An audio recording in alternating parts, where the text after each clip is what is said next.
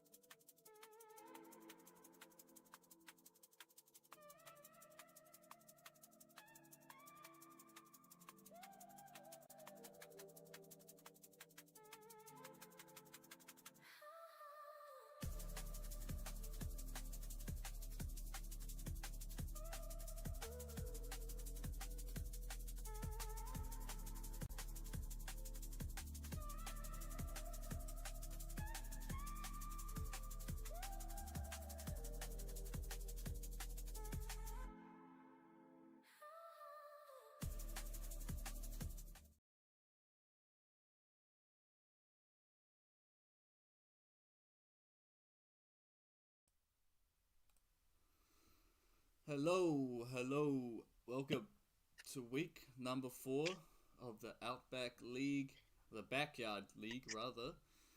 This week we have got from Group B, number 2, Emperors Never Surrender, who are currently 2-1 in their series, versus number 5, Interstellar, who are 1-2 in their series, coming off the back of a very epic 2-game series against leading team Covens. And they really took them to the brink in the second game. Unfortunately, a couple draft issues in the first game cost them. But I am joined here by Simon. Simon, how you going? Going all right, Grunky. So we're going for a close match today. Each team within essentially one score of another. What do you reckon we can expect from these two teams today? Well, I think Interstellar really have a little bit of confidence issues to sort of prove to themselves this week. I felt like they started working it out in the second game of their series against Coven, sort of figuring out what style works for them. We're on a new patch. We are on the 26.03 patch, so a couple new jungle changes, a couple changes to Phase Rush, the Varus top, Diana Echo with the Dusk and Dawn, and the Rise in the mid lane. So I think the meta has shaken up just enough for us to get a pretty interesting, fresh look at this game. But yeah, I really want to see a little bit more out of J-Cart in the mid lane. He is, one of the linchpins of... Need to turn up the other guy. Let me turn him up a little bit. Is that me or is... I think I'm the other guy. Sweet. Let me have a little look at this. Mic check, mic check. Mic check, mic check. Boom, boom. Yeah, yours is quite loud, so I'll turn you down. Oh, okay. And then Yeah. I'll turn mine up a little bit. Sweet.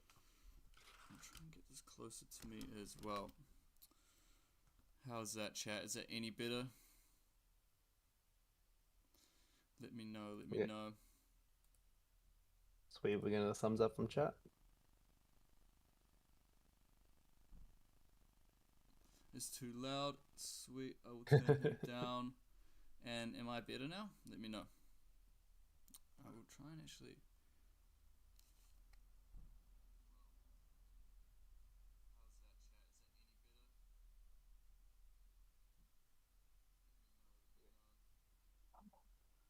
I think one guy's saying loud, so we've got Danger Man rules there, and Spaceys is saying quiet.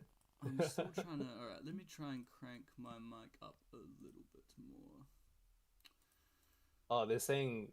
I think it's you who... Yeah, I think I'm definitely a little bit quiet, so let me see if I can get that up a little bit more. Because it's coming through all good on Discord, so I just need to make sure it's coming through a little bit better on... Yep, sweet. I think we're getting there. Thanks, Corey.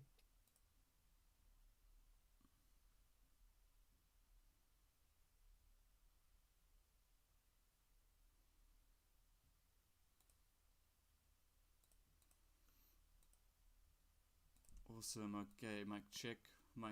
How are we going? Is that any better?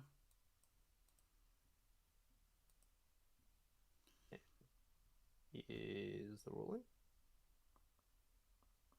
Any listeners in the chat? Any hearers? I'll try and crank that up a little bit. Bop, bop, bop, bop, bop, bop.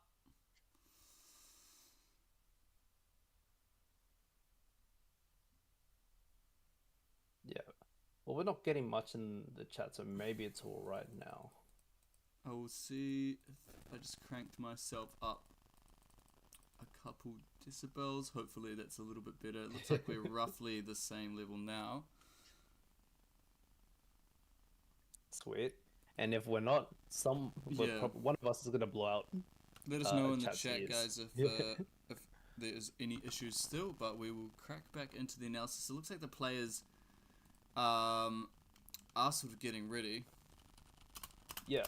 Let's bring it back to Jacob, the linchpin of Interstellar. You can see in the patch notes we have like Yone buffs, quite notably in the bottom right. Yeah, he's Uh, definitely a Wind Brother user. He's got a lot of points on the Yasuo, and then backing it up, I think he's been playing a lot more Yone this season. So yeah, I think those are going to be a really good way to get the mid lane ahead. Um, Wukong Judy does play a couple nice sort of supplementary champs towards that, so he can play. I think the Yone Wukong combo could be a really, really nice way. And I was thinking, Wink does have in his bag a couple mages like in his pockets, so he can always play like a Hui Thresh kind of bot lane and pair that with the double ADC top lane and then get them on a tank duty top. I think that could like really complement their style of like really want to get these skirmishes off, really want to get a strong team fighting off without sacrificing too many sort of resistances all in all.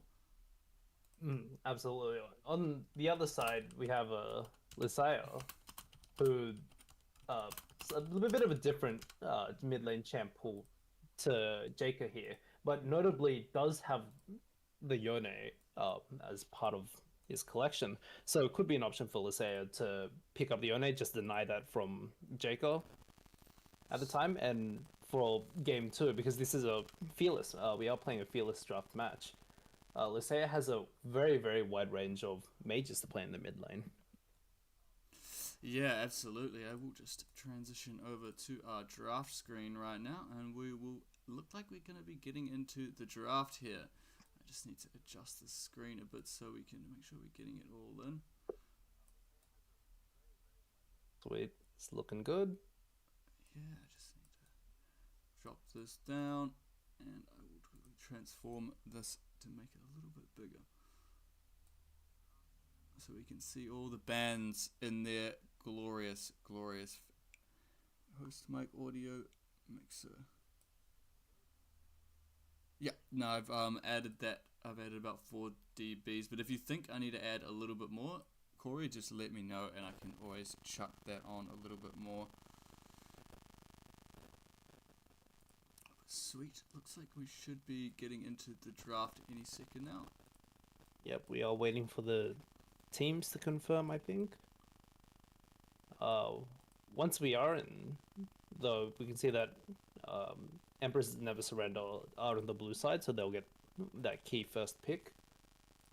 Do you reckon they'll try to deny that Yone immediately, or do you think they'll look for a higher prior pick? I think it might just be safe game one just to ban it out of the way. You know, they're going to have this fearless draft. They can afford to get rid of it quite early. So yeah, getting that Yone out of the way, I think the bans from Interstellar, they're probably going to look to get rid of Nico, Wukong, and Talia. It looks like Wukong Judy has been playing quite a lot of Talia jungle recently, and that offers a lot of flexibility in terms of... But it looks like the Ambessa ban is going out straight away. It's interesting because both of these junglers really like the Ambessa.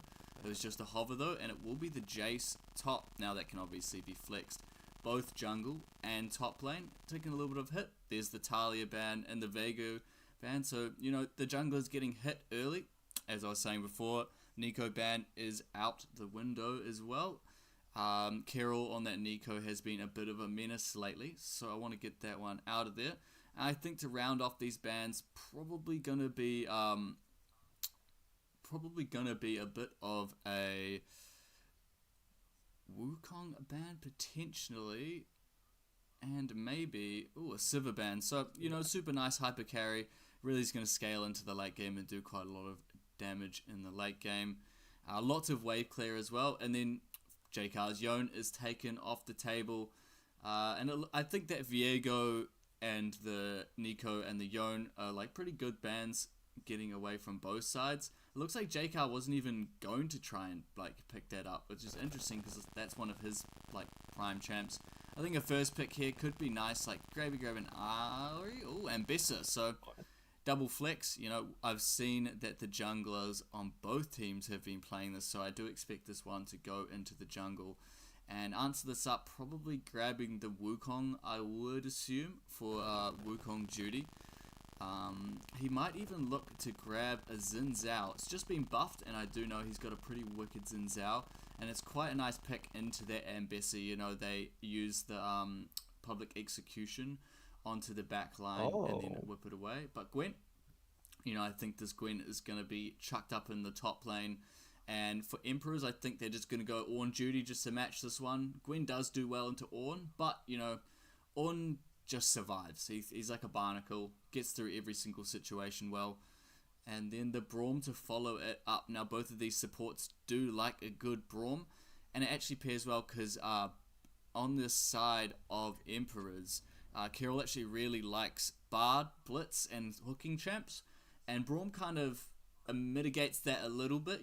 He can put the shield up for his ADC, and he doesn't really mind too much if he gets hooked.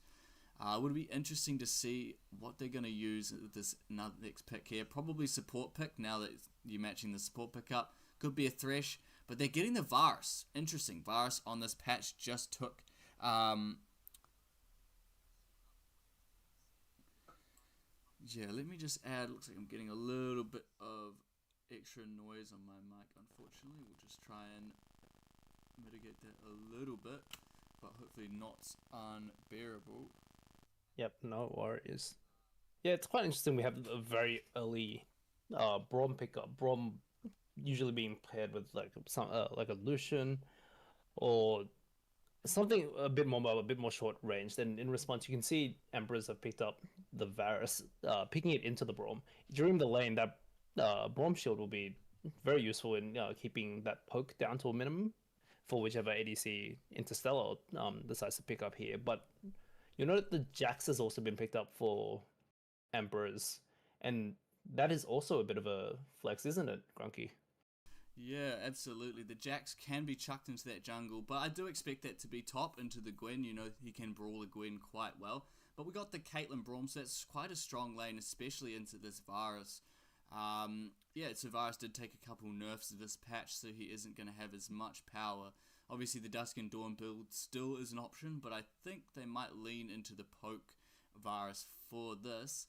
Caitlyn Braum, it's a super strong comp. We're probably going to see a couple mid lane bans coming up from both sides now. The Rakan, very interesting. I'm not too sure I would go for the Rakan in this situation, but as you see, they got the Jax, they got the Ambassadors, are two heavy dive champs, so they don't want to, give them too many extra options for that dive. The Neferi coming out, Orianna is a great ban, and Tristana as well. So they're really taking away a lot of ADC options. I think really the only thing left on that side will be maybe like...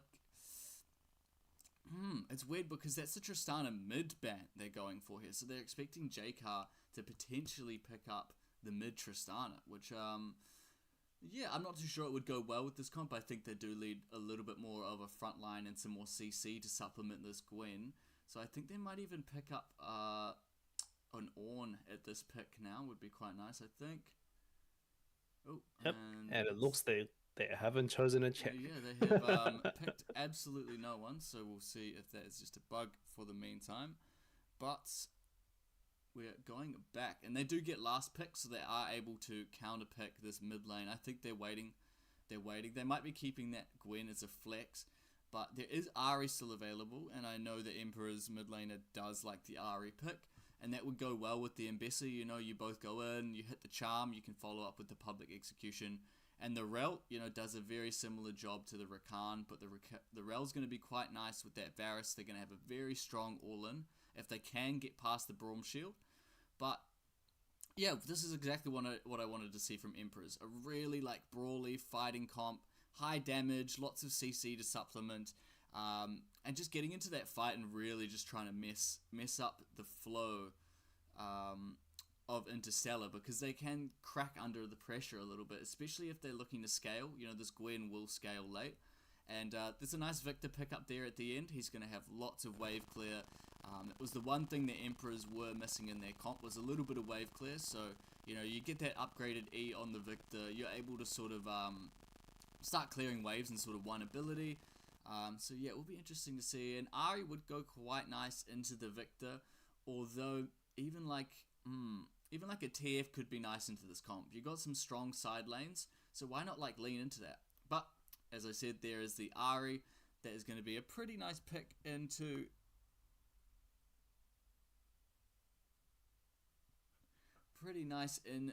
the Victor lane, so we will be looking to get that comps going. But how do you think these comps are shaping up? What are you liking the look of these two guys?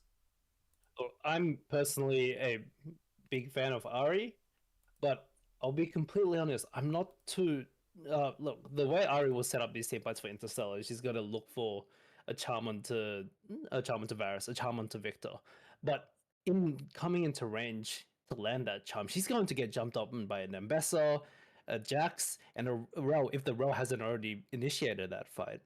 So I think Jake is gonna have to put in a bit of work looking for those like creative angles to really set up his team for big fights.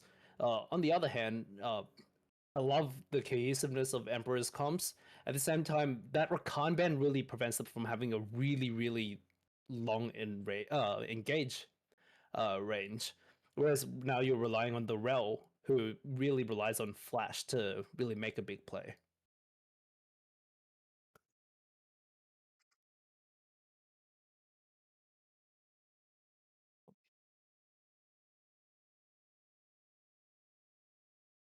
Yeah, no worries. Yeah, the the Braum is quite a bit of a stickler. You'd normally think of Braum as blocking against poke or some big long cooldown skill shots as well. But in this kind of team comp, you're really relying on Braum to keep Caitlyn alive against these practically basically three dive engage kind of champions. But if he can put the shield up like at just the right angle, and Kalen's got flash up or Kalen's got her net up as well, Braum could really be that linchpin in Interstellar's comp to prevent Never Surrender from really making their comp work. Yeah, absolutely. So, I mean, it's going to be all, dive for Emperors. They've got the Jax, they've got the Rel, but they also do have a strong backline, and there's not really much peel for them on the backline. Rel's going to be going in, Jax and Bessa are going to be going in, so if this Gwen can sort of get on them and start getting those threaded needles through, I think that could be a bit of an issue. Because Braum can sit back and really protect this Caitlyn, whereas vice versa, the Rel's going to be wanting to go in, and the Varus is super immobile, especially in the state.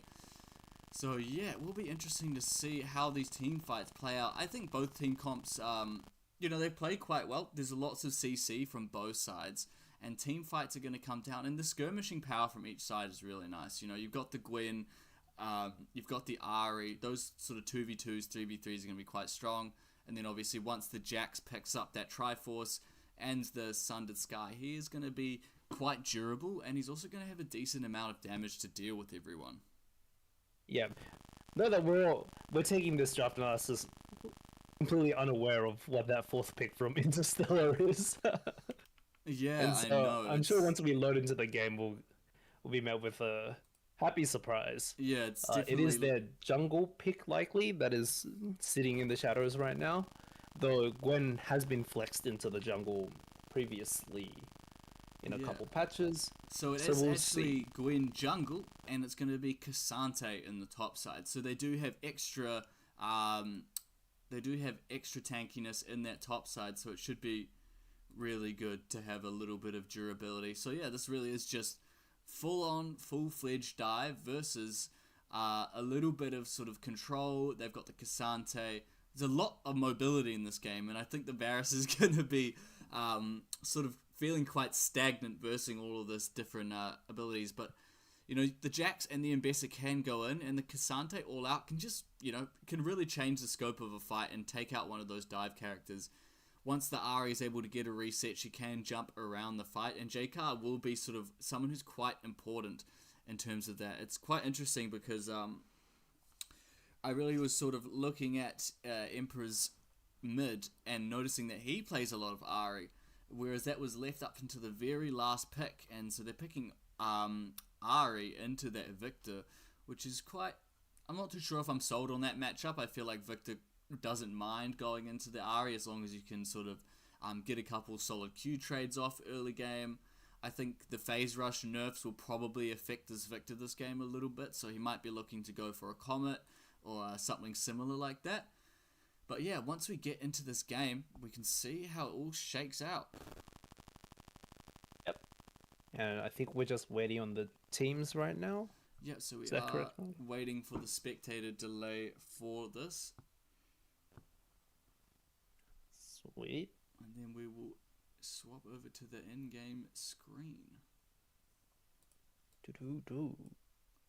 Now I'm hoping we're not facing the spectator bug. It does say spectator delay 0 seconds. So I'm assuming that, yep, there we go. So we got the 3-minute delay. So we are just waiting for the game to start, and hopefully I will just quickly check my mic and see if it's still sounding all good. Yep. Time we had some time to kill. Everyone in the chat, how's your week been? Sweet. It sounds like my voice is kind of Yeah, working. It's coming kind of through working now. on the leak. So yeah, for those watching and wondering what that 5th champ on the side of Interstellar is, it will be the Cassante. So DJ Chelsea has been put onto Cassante duty in the top lane. He did a pretty good job on the Ornn in last week versus Coven, and then he was sort of stuck or relegated on tank duty for most of the games. He did whip out his Kale pick. So it will be interesting to see, how he shapes up. I think Cassante, you have a little bit more options to impact the game over, say, like the Ornn. Obviously, you do have the Ornn horn and stuff like that, but Cassante can be a side lane threat in and himself. And I think the Jackson into Cassante lane is actually pretty doable for the Cassante. Obviously, if you're a wicked operator on the Jax, you can get some really good trades off, but I think that's going to be a fairly low-key one. I am really curious to see, though, how this bot lane shapes up, because Caitlyn Braum can be super oppressive, especially in those that early part of the lane, whereas Rel doesn't have as many options and doesn't have as much resistances as she once did in the past. Varus, obviously, once you get to level 3, you can sort of proc some blighted arrows and get some good percentage damage off, but if the Braum plays it well, you won't be able to get much damage off on him, or probably even the Caitlyn. So I do expect this Ambassador to try and make some plays bot lane early and get the ball rolling. Whereas we're going to see a lot more farming out of Wukong duty on this Gwen. I expect probably at least 2 full clears before they start ganking. And then by that stage, I think they're probably going to sort of move towards the bot lane, get that dragon control and make use of the Braum, because, Caitlyn's an auto attacker, Gwen's an auto attacker. Get that nice passive Braum, passive Pock off, and really see the Ahri. I think is going to also have the roam and really take advantage of the fact that there's this immobile AD carry in Varus on the bot lane. He probably will be taking cleanse this game, I'd assume, just because those 2 threats alone are really going to put a lot of pressure on him.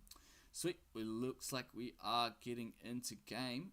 And so I will switch over to the game screen right now, and we will see. Oh, here we go. Oh, looks like Nocturne has altered over the map. How's that? Can we see anything on the screen now? There we are. There it is. Here we go. Awesome. 5-on-5 spawning into the rift. Sweet, so we have made it into game. I will just quickly tucked in just a little bit more so we're not missing out on any of the action. Welcome to Summoner's Rift. Yep. They are running onto the rift now. And I will just pop up the scoreboard Minions have and spawned. get rid of the time controls. Beautiful. Alright. And we're already starting with a bit of poke. Yeah, so it is this poke Varus coming out with the Comet, so I think he is sort of realizing that this lane is going to be quite hard, so you take the Comet, you can land a little bit of poke early, get some sort of free Q procs off, snipe the sort of minions.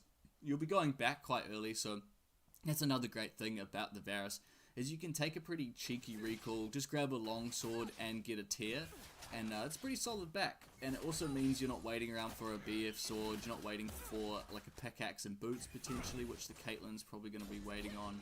I'm assuming will probably be a collector game, as there's not too many tanks. Yeah, looks like some nice trades going down early. Yeah, Carol taking these trades at level 1 before the Braum and Caitlyn get too strong is a great idea. They've got Prio down the bot lane, and that's going to help that Varus tie over from his weaker state into the mid game when everyone has a bit more gold and EXP. Looks like they did lose on the trade just a little bit. Definitely those extended trades with the lethal tempo Caitlyn can get quite punishing. So if she can get off 2 headshots in a fight, especially level 1, level 2, it is quite brutal. But, you know, just using that piercing arrow to poke out, everything's sort of starting as expected. And Lysaea on this Victor has gone for the summon area. You know, obviously we've just seen the nerfs to phase rush, which is pretty brutal, especially on the range champs. The area is quite nice for getting a little bit of poke out. Bot lane just sort of swanging and banging through the supports. Yep, you can see our top laners are whacking each other, but as is the case with any Cassante lane kind of matchup, doesn't really matter how much damage you do here, because eventually you'll both just have to back. Yeah, nah, the short trade's definitely going to be beating. Oh, the nice hit under the tower. He's going to get a solo kill. Oh, flashes out. Chelsea's gonna start to come up with a solo kill himself. A solo kill on the Cassante this early into the game. That was really well played. To deal with, yeah. Yeah, he positioned perfectly so he was able to get that W and push him under the tower. And one turret hit at level 3, you know, that's like dropping a nuke. So that was definitely a big play for him. Both flashes used, and now his Grim Reapers had to TP back to lane with the Ruby Crystal, which probably will help him take some more trades, but I think DJ Chelsea's going to be more than happy to get some poke off, take that B, TP back to lane. Really nice from DJ Chelsea on that solo lane. Last week he was sort of up against it. He was up against quite a strong operator in the top lane, and I think he's looking to sort of prove himself on the stage again. Yeah, he's definitely doing that at the beginning of our game 1 here. And we have the so Ambassador we'll see looking. The Ambassador's taken the B double longsword and is now going to take the Raptors. We'll see if they there's a bit of a challenge that. ball in the jungle here. Couple of trades, cute snips comes in. Ghost pop. Roughly about the same health, but we're gonna see Ambassador keep moving forward. Manages to dodge both hits of the that was Q, a but really nice doesn't flash. dodge. Oh, that'll be another kill going to Interstellar, and Lysol is not on the right side of the map. Oh, stun doesn't hit, but Wukong Duty does go down, and it should be Lysol leaving here in relative safety. You can see that Grim was able to move down because, unfortunately for him, Chelsea has frozen that lane. Yeah, no, I mean, but that's up and almost top. like a nice play. They had the prior in the top lane because of that push forward wave. Real is looking for some whacking. Yeah, but Carol's quite low. Carol stays here for way too long. The bomb barrier preventing any assistance, but Carol able to jump out with the W. It's gonna be looking a bit worse for wear, but as long as you're not dead, you're doing pretty well here. Yeah, both of these teams just love fighting. What can you say? You know, 4 minutes in and we've already had scraps in all 3 of the lanes. It was quite interesting to see. I'm just going to call them Butterfly on this Ambessa. They did take the B. Both junglers went top to bottom, but they took the B, grabbed the double longsword and said, look, I'm just going to go straight in and try and contest their Raptors and try and take them.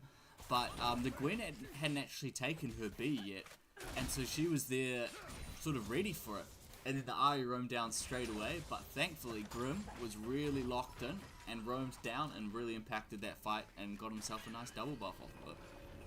Yeah, kept Grim's roam down there was great. It really keeps Emperor's Never Surrender in the game, making that trade a 1-for-1 and keeping double buffs. So even with this top EXP advantage in this solo kill from Chelsea, double buffs are gonna keep Grim in the fight. You can see this 1v1 is quite close.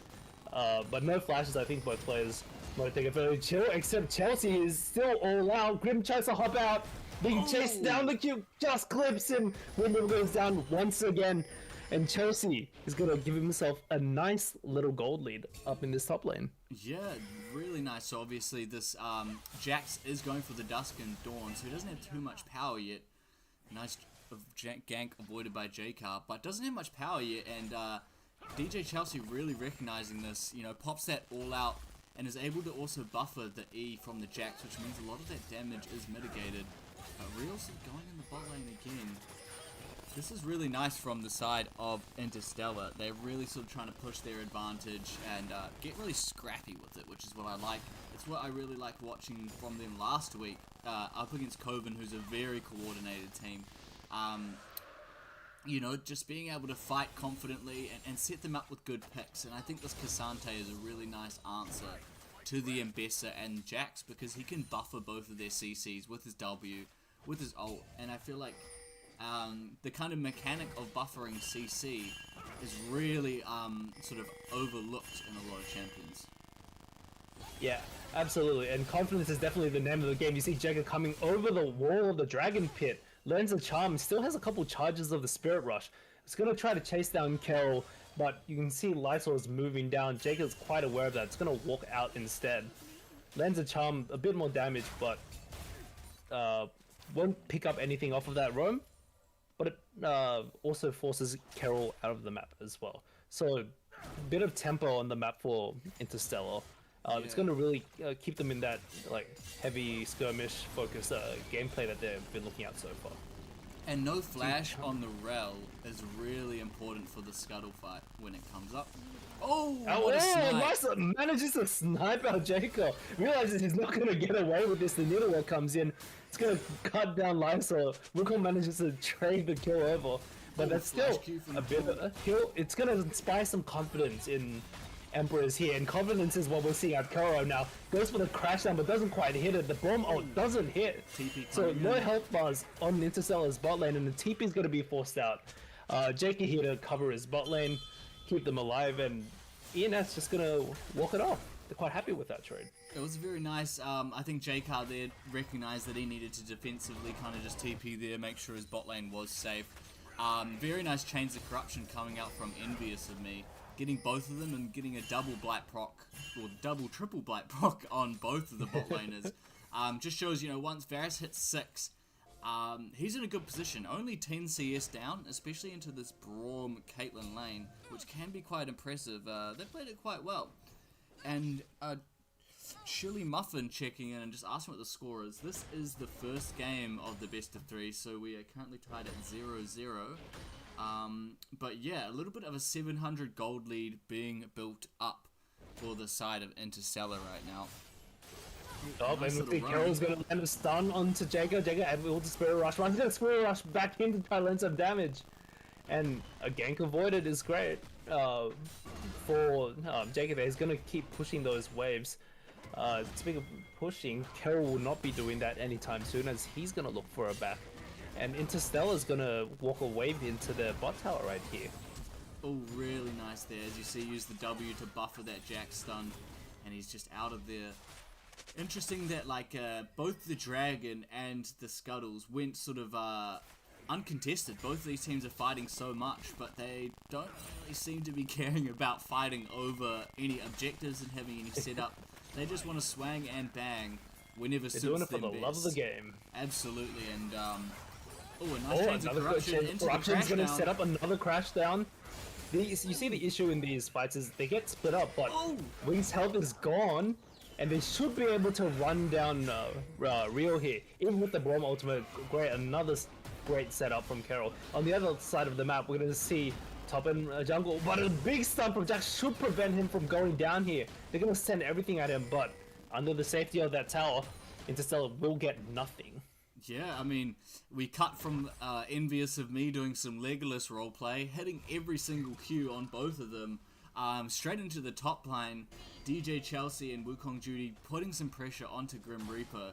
Yeah, it is pretty even across the board, and like it's 4-4 now. The gold has actually gone over to the side of Emperors, so there's back and forth swings, and there's honestly it's on a knife's edge. And, you know, as we lead into this mid game and see what happens with these dragons, I think there's going to be some quite hectic fights, and things like the Victor and his ult and his W can really control the fight, and especially because Wukong Judy and Real kind of need to walk through the fire to get to the back line. I think that's going to be a big factor coming into these late game team fights. Absolutely.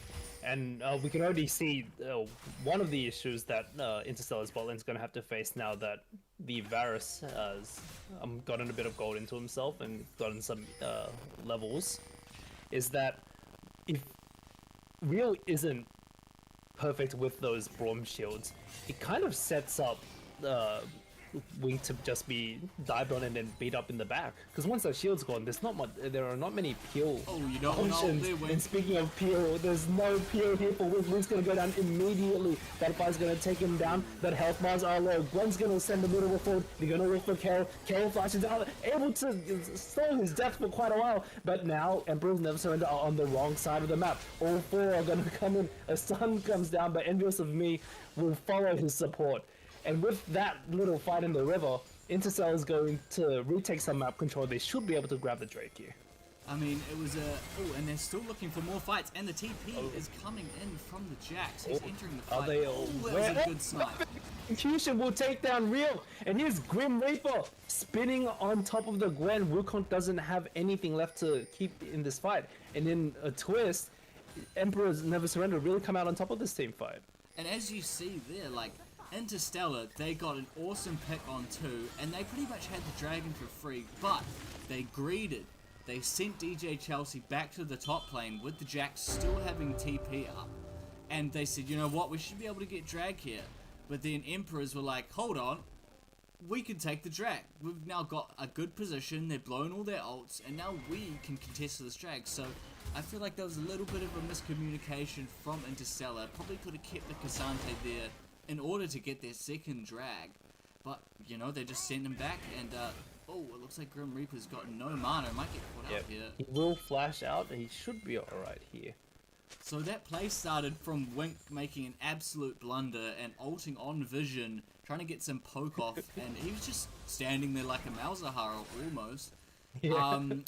But it actually turned into a really good play from Interstellar, where they collapsed and they took all the immobile carries. Ooh. Oh, speaking of immobile carries, Varus he is being beat on by Cassante, but the Rel here is going to save his life. Chains of Corruption there to lock it down. DJ Chelsea goes down, and at the same time, Butterfly is chasing down Wukong Duty. Wukong opt not to chase after those needles fly into his face. But the Victor is here, the Victor's here to follow up, and Gwen's just going to have to run away. Red buff will be stolen away by Butterfly, and a bit of a trade on either side of the map, as you can see in the bot lane. That tower should be going down very, very soon. That should be first tower. Yep. Gold's Envious was again. quite close, to be fair, but you know this top lane turret resistances are slightly higher, and a great charm over the wall. Oh, Lysol's gonna go roll up and is able to kill Wukong gets Dude the with stun. just sheer Wow. damage, and the sun's gonna come down, prevent Jagged from following.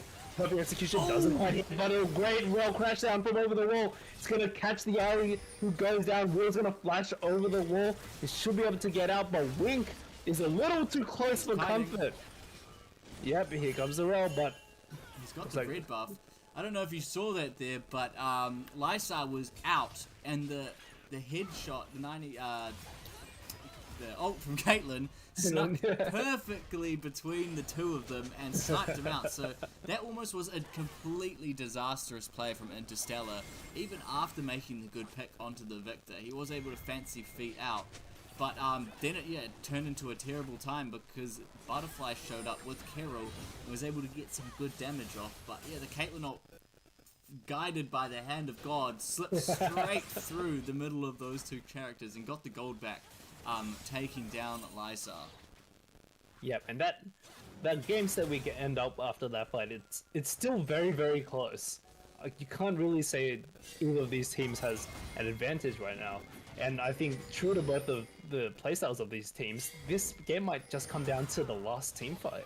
Oh, and Grim is a bit out of position here. Yep, he's gonna take all that damage. He can't really live through the damage. He tries to land stun, but Wukong Duty is just gonna finish that kill off. But on the other side, that's dead Jax. You know the jungler's down at the bottom lane. And here we have Butterfly just mowing down the Rift Herald. Interstellar are probably aware of this right now, but know that they don't have enough enough bodies up here to really contest. They're just gonna keep pushing that bot lane. The Rift Herald will be taken by Butterfly, and we'll see where they want to put it. Crash down onto the Braum. Oh, a really nice chain Oh, disruption onto the Caitlyn. Beautiful chain CC right there. They should be able to take down the Braum. Another kill given over to the Ambassador, who's now just a bit monstrous. We'll take the Krug for a little bit extra gold, and should be able to just run away from this Goes pop. very, very angry Gwen. flash has to come out from envious of me. He doesn't want to be anywhere near that. Needleworks is still going. Wukong Duty doesn't want to stop this fight because he knows his team is right behind him. Grim Reaper will take him down immediately. And then the kills are being traded over again. Health bars are low. But in the end, it looks like Interstellar's going to have to try their best to back away. Wow, what a crazy fight. JK managing to get a double kill there. Oh, the flash over the charm. Oh! This is CC from neither side landing, but enough damage being pumped out by the Victor. This Ambessa is just unkillable when paired up with a teammate. It looks like he's gonna keep going. Should be able to get real. Oh, does he get the shutdown here? Oh, that's so unlucky from DJ Chelsea. Not quite able to get this butterfly, and we're starting to see a bit of a snowball in this Ambessa, aren't we? Oh, absolutely. He's gonna pick up his second item and pretty much halfway to a third item, and he's gonna go for the Hex Drinker. So he understands the power is sitting on this Gwen and is sitting on this Ari. So he's gonna try and, you know, supplement that with a little bit of magic res. But damn, Carol goes on a little bit of a ride. Now this is where we're seeing sort of the weakness of the Caitlyn, where if you don't have that setup with the traps, it's almost impossible to get away from this Jax and Bessa combo. And while Grim Reaper was suffering a bit early, you know, he's on track, he's fine, he's only 10 CS down, he's still got 2 kills, and you know, he's got his Dusk and Dawn, and he's going to look for probably, I'd assume, a Sundered Sky next. And another dragon, you know, over to the side of the Emperors. They're playing this quite well, you know, they're matching fire with fire.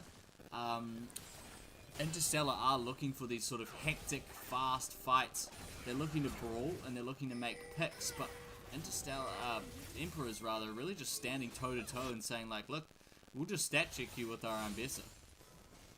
Yeah, both teams they both want to take these really scrappy fights, and when you have both teams want to take those scrappy fights, whoever has a bit more gold pumped into them is probably going to come out on top. And speaking of on top, oh, wonderful. We were able to get away by just using the Bromo. Perfect execution does not hit Wink, who uses his net to hop over the wall. And so we won't have a couple random picks while there are no jungle objectives up. But it will be ENS just continuing to push their lead now.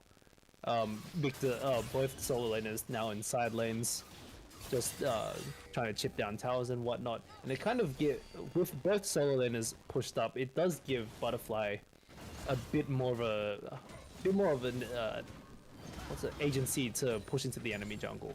Absolutely, and I think they really are trying their hardest just to get a lot of impact on the map, you know, and make sure that they're using these advantages they have. Oh, and they've found Lysander in the top lane.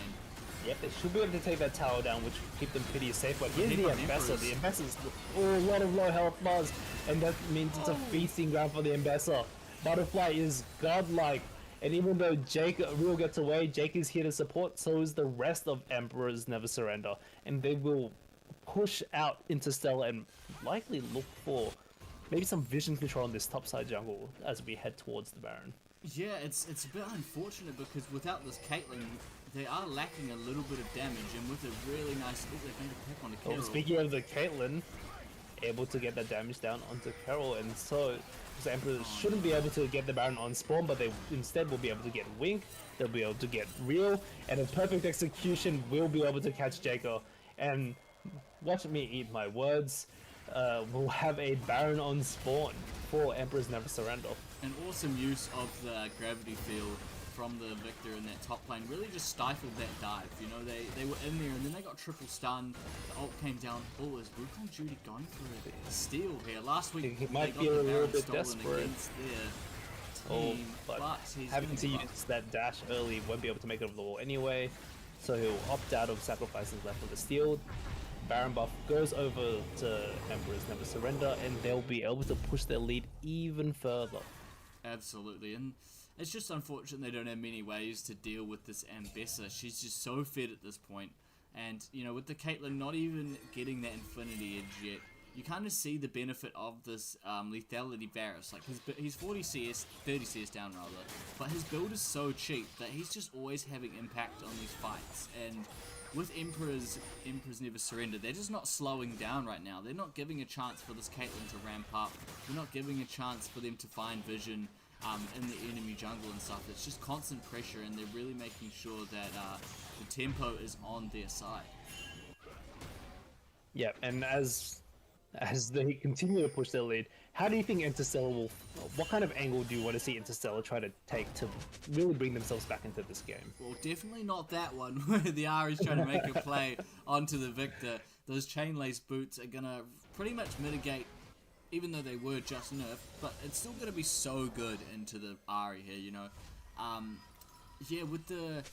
It's a very interesting build coming from the Ari. You don't really see this too much. I feel like you either need to go for a slightly tankier or go for the Ludens potentially. I feel like the Malignance build has fallen off slightly, and especially I feel like it's just lacking a little bit of damage. He's not able to pop either of these carries. But it is hard because this Ambessa in that last fight got really nice Sundered Sky procs off, and it just kept her alive the whole time. Yeah, without something like the Leandries on the Ari, she won't end up doing much damage. You have two bruiser carries and Victor, who can be fairly healthy and predicted. Public Execution will not quite find Jacob's flash, but the flash does come out eventually anyway, and they'll be able to siege down this tier 2 bot lane turret. As see, time is coming up. It should be another Drake. And for Emperors, that they can set up for. You like that trade, you know, like the flash on Ari for the public execution, you know. The flash charm really is one of the tools that they can use to pick off either the Victor, the Varus. It's just unfortunate because even if you use a lot of resources to kill one of the immobile carriers, Victor or Varus, there's still this Jax and there's still this Ambessa who are just going absolute ham-bone on your team.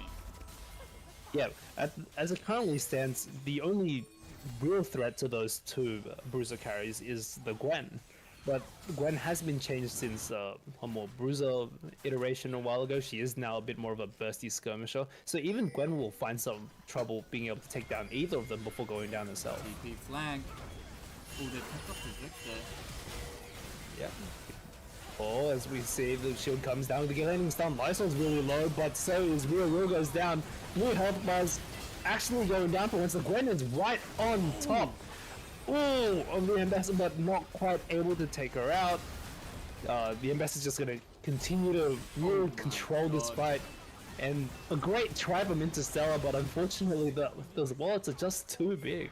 The fight was looking good. They got the good shutdown onto the Varus, but as you see here, it's just stats different. It's just gold difference.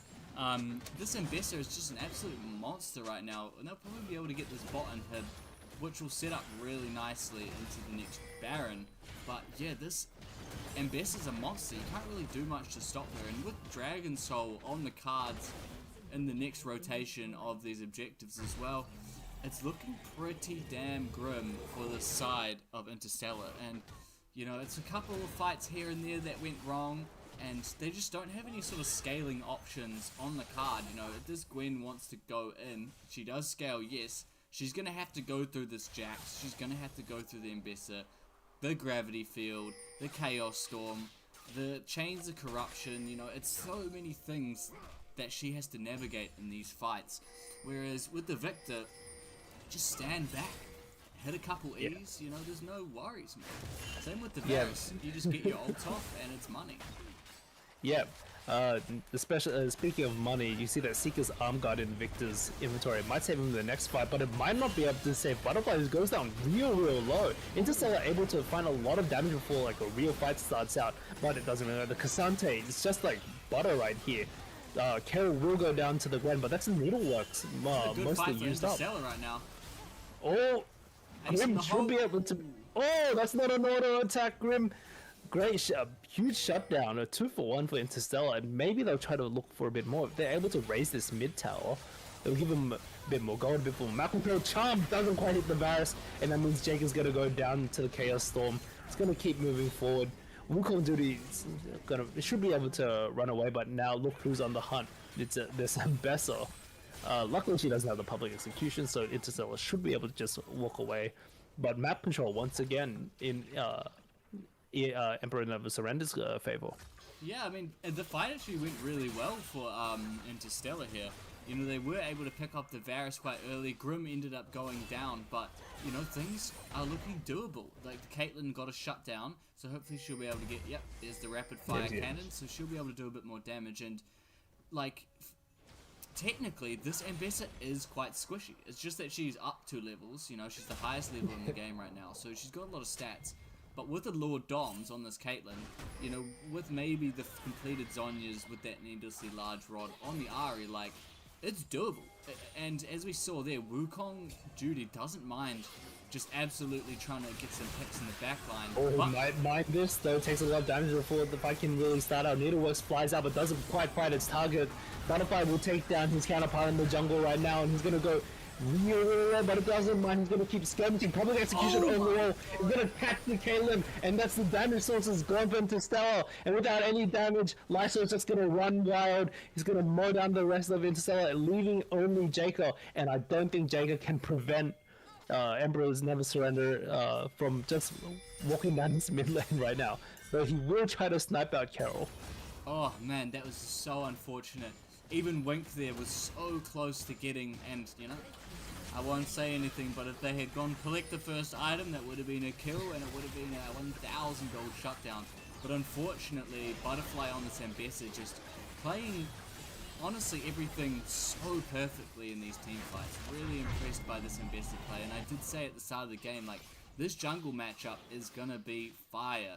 Whether it's going to be hot garbage or they're cooking, I think, you know, they're both cooking pretty hard. Yeah, definitely. And the Gwen isn't that weak in fights. Like in that last fight, she was just taken by surprise and taken down to about 40% HP before she could really turn around and answer with her own damage. Did pick up the Rift Maker on the previous life, and so she should be able to skirmish for a bit longer, but skirmishing might not be enough right now as Emperor's Never Surrender. They're gonna take over the Dragon Pit. No real vision for Interstellar to look into it. And Cloud Soul should just go over to Emperor's Never Surrender here. We'll wonder if Interstellar's gonna keep fighting here. And Public Execution over the wall is going to set up Wing for another death. And Butterfly's just gonna keep going crazy in the backline. Nothing is there to stop him. Not even the Gwen can. Triple kill for Lysa on the other side of the map. And Chelsea is really Quadra. trying the hardest, a quadruple kill for Is he going to get the Lysa here. Penta? And we'll see if we'll get a Penta here. Oh, wonder! Here we go, Penta kill for And Lysa. Jax is on the base with the Hullbreaker. What a good way to end the game, man. What a performance from these guys over at Emperors. You know, they just bit down on the mouthpiece and just started swinging, and they trusted their team. They trusted their team fighting, and wow, it really just prevailed in the end there. Yeah, a real bang over first match. I wonder if we can get anyone on the production side to confirm whether that's our first Penta of Division 1. It Not sure if we have the info right it now. might be, but you know that was that was an awesome Penta. As you saw, he got the triple kill, and that Chaos Storm turned into a bloody Chaos Tornado and was just taking over the fight. But as soon as you get to that break point on Victor, you just have so much damage. And, you know, unfortunate for Interstellar, they do drop the first game, and it wasn't going to be great for their confidence, as they did drop a 2-0 last week. But, you know, they're going to have to pick themselves up. They're going to have to re-look at the draft. I do think they really need to get Jaker on a little bit more comfort. If they can get the Yone, if they can get the Ori, or maybe even something tricky. Like, I would love to see maybe a Neferi come out for him. Just something to really mix it up, because they have been playing quite standard. And I think when they overthink their draft a little bit much, they sort of take away from what makes them special as a team, which is this chaotic team fighting energy and stuff. You know, Wukong Judy's been performing really well. Last week he had a banger of an Ambessa game himself, wasn't able to get the win, but he looked good on the Gwen. Yeah, definitely. Even though towards the end, it's very much an uphill battle. The Gwen still looked very good, putting down damage in team fights, even against like this massive lead on the Ambessa. Like, sure, Emperor's got ahead fairly early on, but Interstellar definitely fought back throughout the entire game. Yeah, definitely, definitely. It was just lots of fighting, and I think the main issue with Interstellar was they just didn't pick fights that worked for them. As I said throughout the game, there was no fights going into Dragon, there was no setups, which is where Caitlyn thrives. You set up the trap line, you make sure that Ambessa and the Jax can't just run at you, they have to walk around this choke, and that gives Braum like a nice ult to get off. So it is hard because they are taking these good fights, but they're not setting up for the objectives, which is really going to carry them through that mid game and enable that Caitlyn pick a lot better. And when you are controlling these spaces, that's when the charms come a little bit smoothly. That's when the Cassante ults, you can take someone out of the fight completely. But yeah, no, good drafting from Emperor's Never Surrender. I thought that they did do quite a good job with the draft, giving a nice balanced comp, giving some nice elements. They did have that Jax split pushing machine as their sort of backup assurance for the game as well. And we saw that at the end of the game there. The last fight was a 4v5 because Jax was just whacking stuff. Yeah, like we really saw the power of Artilla and Bash Bros comps where we have two bruises just running down the enemy team. We'll see if INS wants to pull something like that out again in game 2. I do believe it's Interstellar's map side selection now, and with Yona being banned out in game 1, we'll see if they'll prioritize that for Jaco. Yeah, absolutely.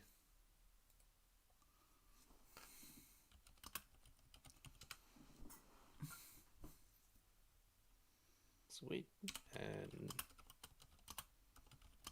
we are taking a bit of a break as the teams take a breather, get themselves set up for game 2. Yeah, and then I definitely think Interstellar can bring us to a game 3 though. Yeah, they've got the pieces. Like J-Car, DJ Chelsea was having a really nice early game there.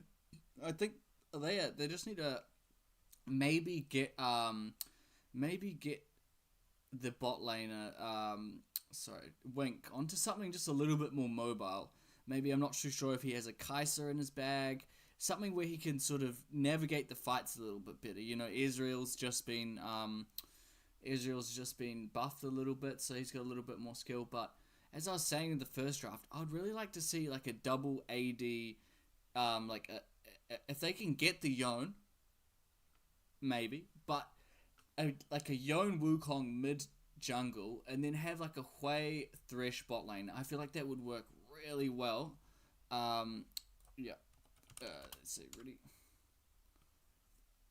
Okay, we're getting into game 2 for the drafts now. Let me just swap over our little thing. Sweet. Here we are. And yep, it will be Interstellar on the blue side now. Yeah, there we go. Chop that up. Yep. Beautiful. Awesome. So Viego ban coming out again against Emperor's New Surrender. Obviously Butterfly plays an extreme amount of that, so getting that off the table and putting him off a good champ and then trading that for another jungle ban. Wukong Judy has been playing a lot of that recently, and it's just these junglers that are a little bit hard to play against, lots of map control, lots of movement, so slowing down, I think that's obviously a big thing on either side. And now they're getting rid of the Akali, the Sivir again, heaps of wave clear, and then they're banning the Orianna. So it actually looks like Yone might slip through, and I think Interstellar is just gonna pick it up first. Yeah, there we go. I think that is absolutely the right decision. And Emperors, let's see what they answer into this Yone lane, because I do know that the mid from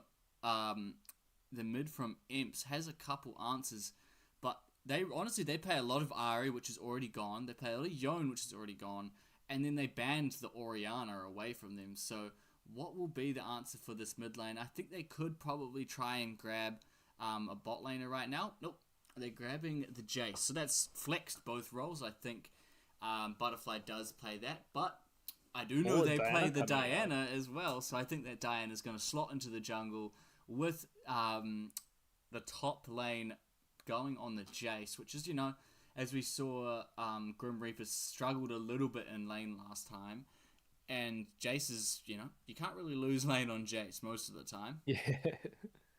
Well, we'll see if Interstellar's got anything cooked up against the. Honestly, it was quite a unique draft so far from Emperors, and it'll be the Elise being picked up. I think that Here. will be an Elise support, I'm hoping. I think that this Yone really could go with a little bit more team fight setup. Oh, here's the Hui. What? Oh. So they're going for the Hui in the bot lane. What did I say? I said this would be a great way to complement this Yone in the mid lane, and I think that is on the money. So there'll be this Hui Elise bot lane, which is a bit volatile. They've got a lot of CC, they've got a lot of damage, a lot of percentage damage. So it'll be interesting to see. But I do know that Kirill loves his Nico. So being able to get that Nico, it's a comfort chap. They're going to really enjoy that. Bard ban is interesting. Maybe they think that this Elise is going to be slotting into the jungle. I do doubt it. But, that potentially could be a wasted ban. But that's a good thing about flexes, is you really can get into people's head, think that the Elise might actually be...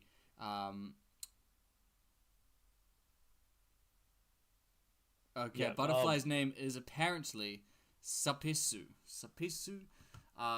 So we'll probably call them Sups if I can do that. Oops.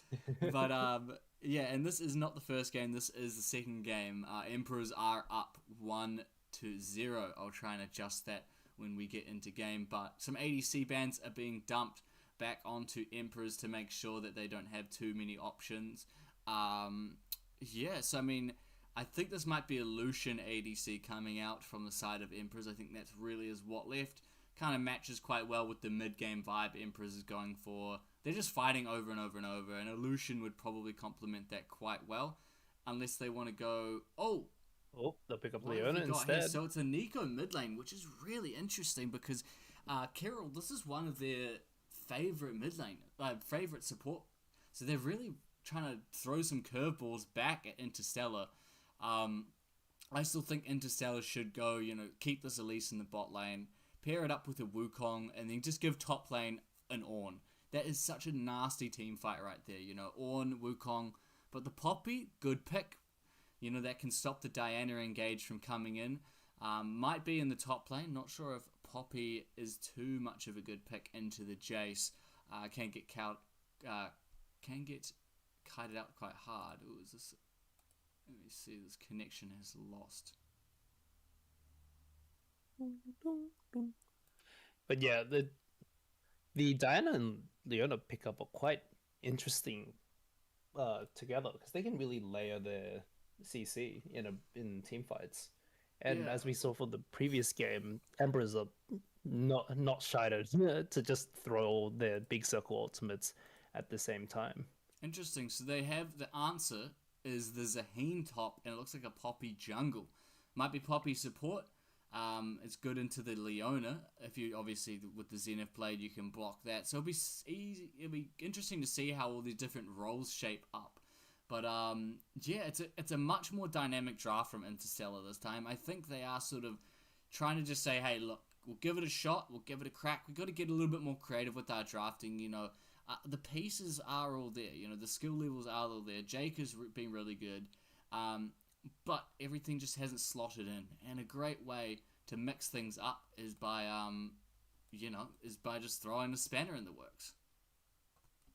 Yeah, definitely. Like they're definitely taking a bit more liberty with their draft this time. Their previous draft felt a bit much more safe, I would say.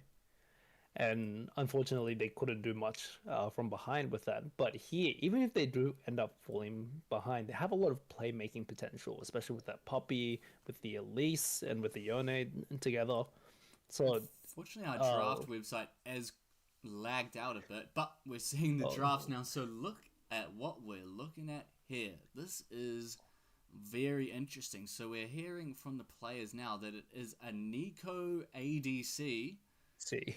And we've got a mid lane Jace, a Scion top, and a Diana jungle. Jungle. So- Really spicy stuff coming up from Emperors in this game. I guess they'll answer Interstellar's more dynamic, much more team fighting comp with a little twist of their own. This Now, is Nico just a big boy team ADC. fighting comp, you know? Like, they've got massive engage from the Nico, Diana, and the Scion, and then they also have some pretty good long-range poke damage with the Jace. But my only concern is if they miss these ults, it's kind of, they're stuck in a situation where this Yone can kind of go to town, because they don't have too much dedicated damage to get rid of this Yone. And the Zaheen as well. Interesting to see the Zaheen come through, and it looks like it will be an Elise jungle as well, so It'll be a Poppy yeah. support alongside the Hui APC. Yeah, now the Poppy's nice into the Leona lane. It's a nice way to sort of counter that Zenith Blade. And also if the Diana's spam ganking, because they do have the immobile ADC, which will be the Hui, the APC. So I'm assuming Diana's going to be looking to come bot lane a lot as be a bit of a wet noodle fight in the top lane with the Zaheen and the Scion. Yeah, one thing to note is that though we do have a Nico ADC here, she'll likely be going like on hit, or maybe we'll see some crit depending on how Empress is feeling today. Yeah, I'm Interstellar does curious. have a fair bit more sustained damage in these fights. Emperors are really relying on a lot of their poke landing, and then their engage getting multiple members of Interstellar at the beginning of each fight. But if they miss that poke, and if they miss that engage, Interstellar's team comp, even from behind, has much more sustained damage. Yeah, and I mean, this Zaheen's pretty hard to kill in one foul swoop. So is the Elise, you know, with the repel and stuff. So a nice timed repel. But yeah, they don't really have a front line to soak a lot of the CC is my only concern.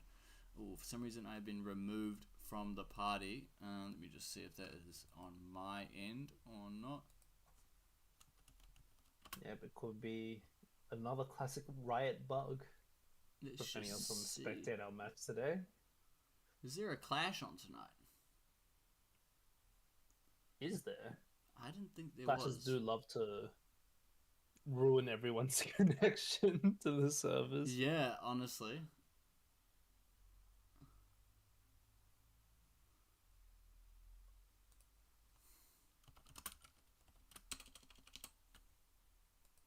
So it looks like the lobby did have a bit of a crash. So we will be momentarily getting us all into game, but the team comps are up there for everyone to feast their eyes on. And yes, we're getting a couple mentions in the chat, you know, a small indie company, which I absolutely agree. That's right, guys. Riot needs you to buy more Viego Exalted skins, otherwise we will not have OCE servers. They will take those away from us. Yeah, for some reason it says there's a clash on tonight, but I don't think there is. Maybe there is. Who knows? Check Schedule. the clash schedule, because I'm going to be honest, don't know what is happening. No, I don't believe there's a clash on. Weird, my tonight. client is absolutely bugging out. Yeah. Yeah. I don't think there's a clash on tonight. 2020, February 2026. Yeah, no, there shouldn't be. Oh Alright. no, there is. Oh, really? Oh, we have the Demacia Cup clash on tonight.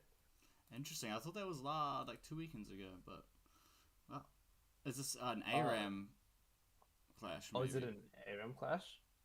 Might be, but that probably explains why there are some server issues.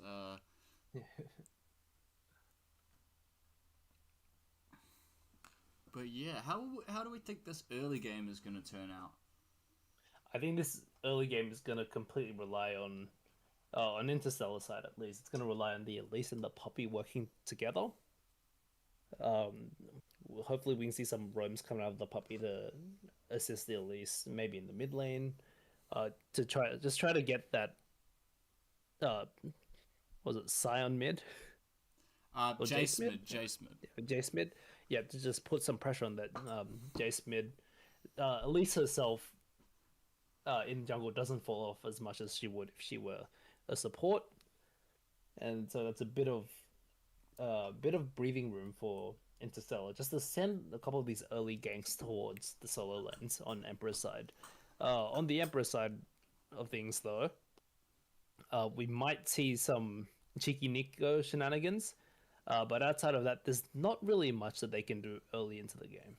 Nah, I mean, it's going to be a lot of pressure on Wukong Duty to make some early game plays and really try and put themselves on the map because, yeah, snowballing on Elise is pretty fundamental and you do have some good tools. But a lot of these lanes are going to be quite hard to gank. Obviously, you're looking at the Jace and the Scion for being a little bit easier, but I feel like the decoy from Nico, you know, you can kind of tank the Cocoon a little bit. Invading with the Poppy is going to be quite crucial. I feel like this Diana is power farming until 6 and then starting to contest things. So getting into her camps early, maybe just, you know, a couple little cheeky level 3 invades, that kind of stuff, trying to catch them on some camps, could be a good call to sort of slow down the Mbessa. And, you know, they're going to be feeling quite good after that Mbessa first game performance. So maybe, you know, playing on a little bit of their confidence, catching them off guard a little bit and making sure they're not absolutely taking over this game as well, which, as we know, Diana as a champ can definitely do. Has been nerfed this patch, but I'm sure it's still going to be very well with it's still going to go very well with a coordinated team.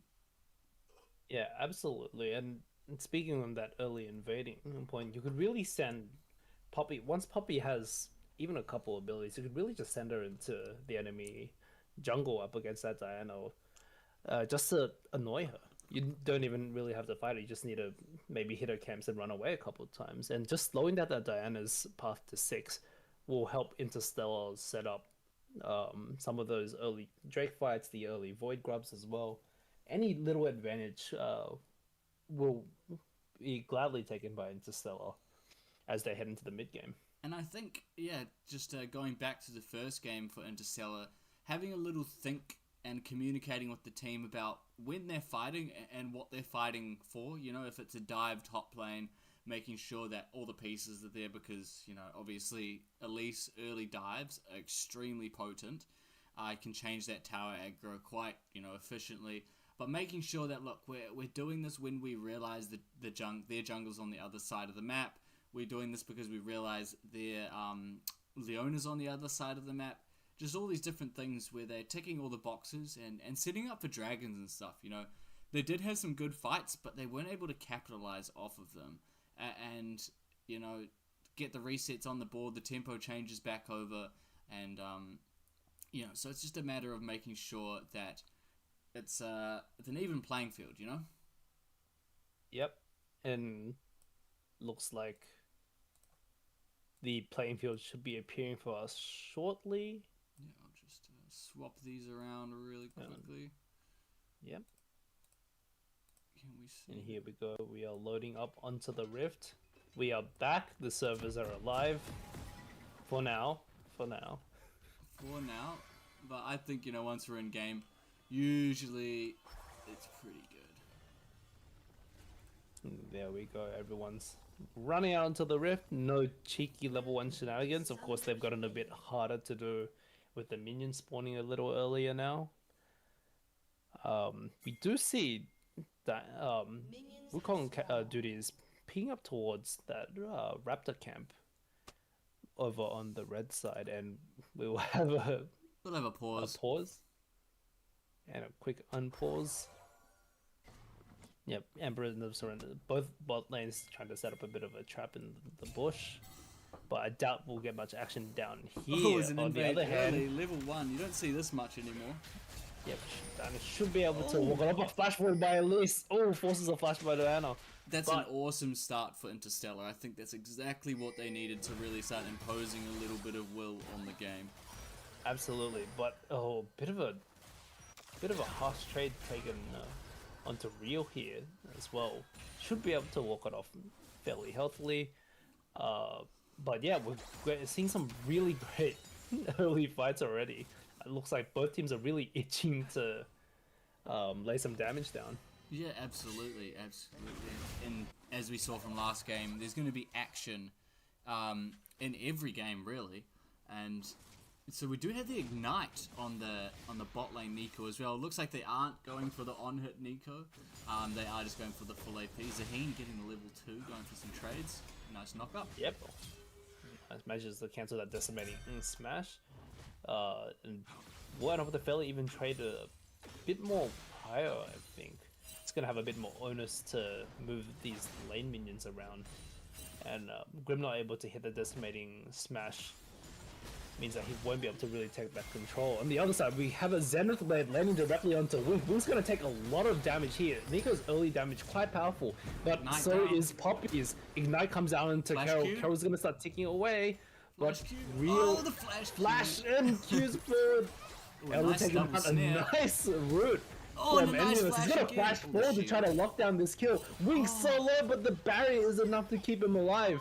And now Envious able to walk it off himself, but lots of summer spells being burned by the Emperor's Number I Surrender. know, the only thing surviving is the ghost from Wink, but that was a really nice... Oh, and J-Car's getting caught out in the bush. Oh, only level 4 unit is not going to be able to do much against this Jace, who will take him down. And at the same time, Wukong Dude is going to walk around their red buff camp. Yeah, it looks like And Butterfly, aka super. Super Sue, what's his name? Yep. Recheck. Oh, looks like this is a hand passive as buff, so that early. trade's What's going to it? end up Oh, that's a really nice decimating smash. barely catches him on the edge, Oh, and another Grim auto. might look for Oh, a kill this is right here. close. It's Oh so my close, God. and it'll be Grim again. This time, taking a solo kill in the top lane. It was the other way around in the last game, but you know, both of these teams, just full confidence. You love to see it. Lots of hectic fights coming out, so Interstellar on the bad end of it, and you know, with the way that last game turned out with those last couple of fights, you can't help but feel like the mentality and the sort of confidence is dwindling.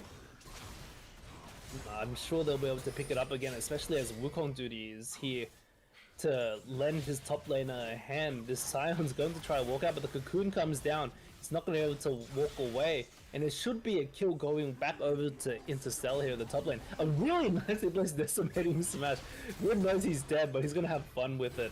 And the Zahan able to pick up the kill is going to be great to keep him in this lane and keep his team in as we head into these mid-game, early game and mid-game team fights. For Emperors though, that's not actually too bad of an outcome. You know, the Scion still catches that full wave. He's got the passive, and he's got the home guard boots early to get back to lane. And what that does is it gives this Diana a little bit of extra room just to power farm, get a little bit of farm, almost like fully done their second clear. So they'll head to the bot side, maybe take a B here. But this Elise is still level 3. You know, we're 4.5 minutes into the game, and there's a level 3 Elise. So this is kind of not where you want to be, and Diana is heading top. Yeah, Diana's gonna walk in, is gonna send an E forward, is gonna let a couple hits, but Chelsea should be able to walk away. And to mark your point, yes, this Elise is about almost 2 camps behind the Diana right here. And Elise level 6 doesn't gain much value because Elise already has an ultimate at level 1, which is the transform. While Diana, with that that previous fight taking so long for Interstellar, able to pick up a nice camp lead and head towards level 6 a bit earlier than Wukong Duty. Yeah, because that's going to be really her goal, is just getting 6, like, you know, her heading top lane and giving the Scion a nice reset and a wave bounce was really just semantics. They honestly really didn't need to kill the Zaheen at that point, as, you know, there wasn't any camps up for the Diana either.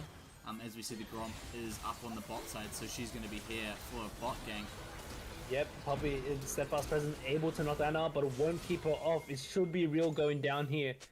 And a kill going into Diana, she's really going to start sucking up this XP and gold, and possibly make even bigger impact as she carries across the map.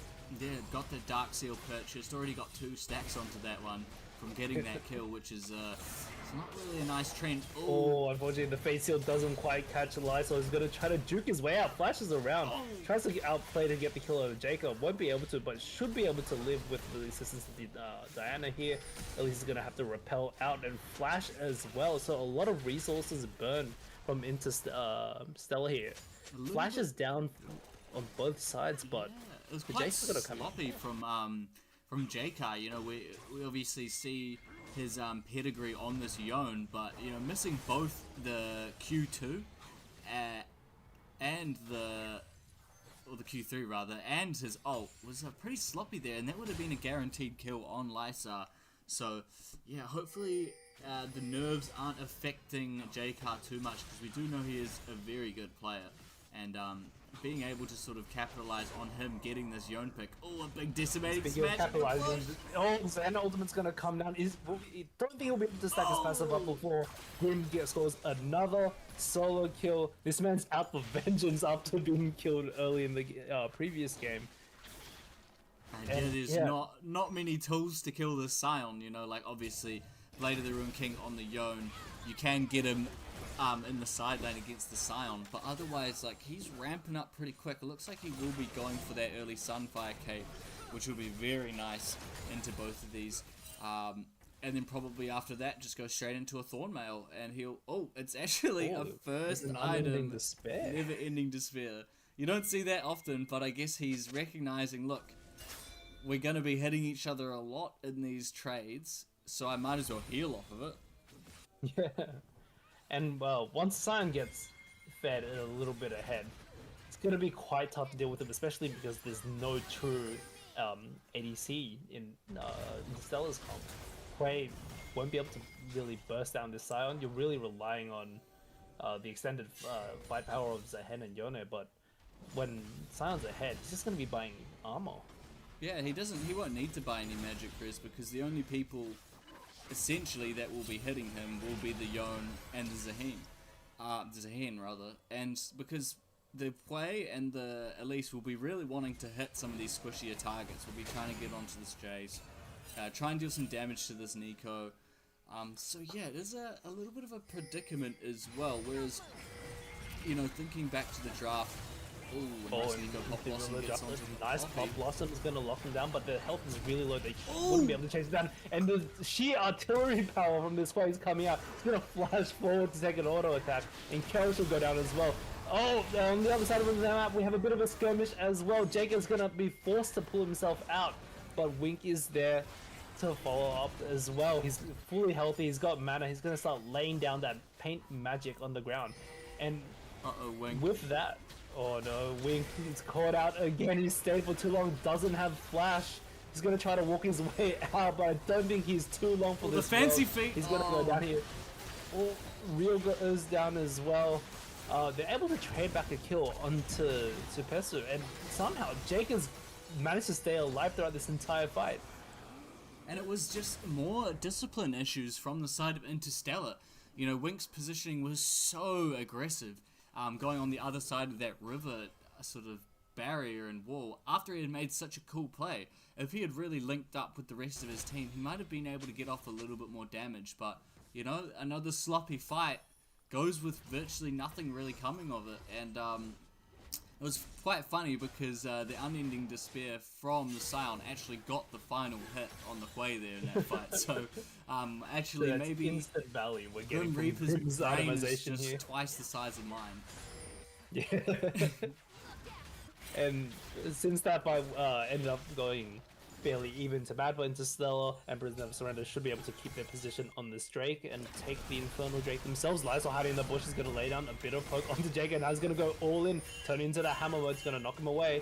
On the other side, we have a bit of CC coming down from Wink again. They should be able to lock down Carol, and somehow they've prevented Emperor's Never Surrender from taking this Infernal Drake. Yeah, it was actually a nice little fight. It looked like Lysar, he's been going for that trick quite a lot, just staying in the bot river bush, putting a control ward, then hitting the EQ out of the bush and trading with the Yone.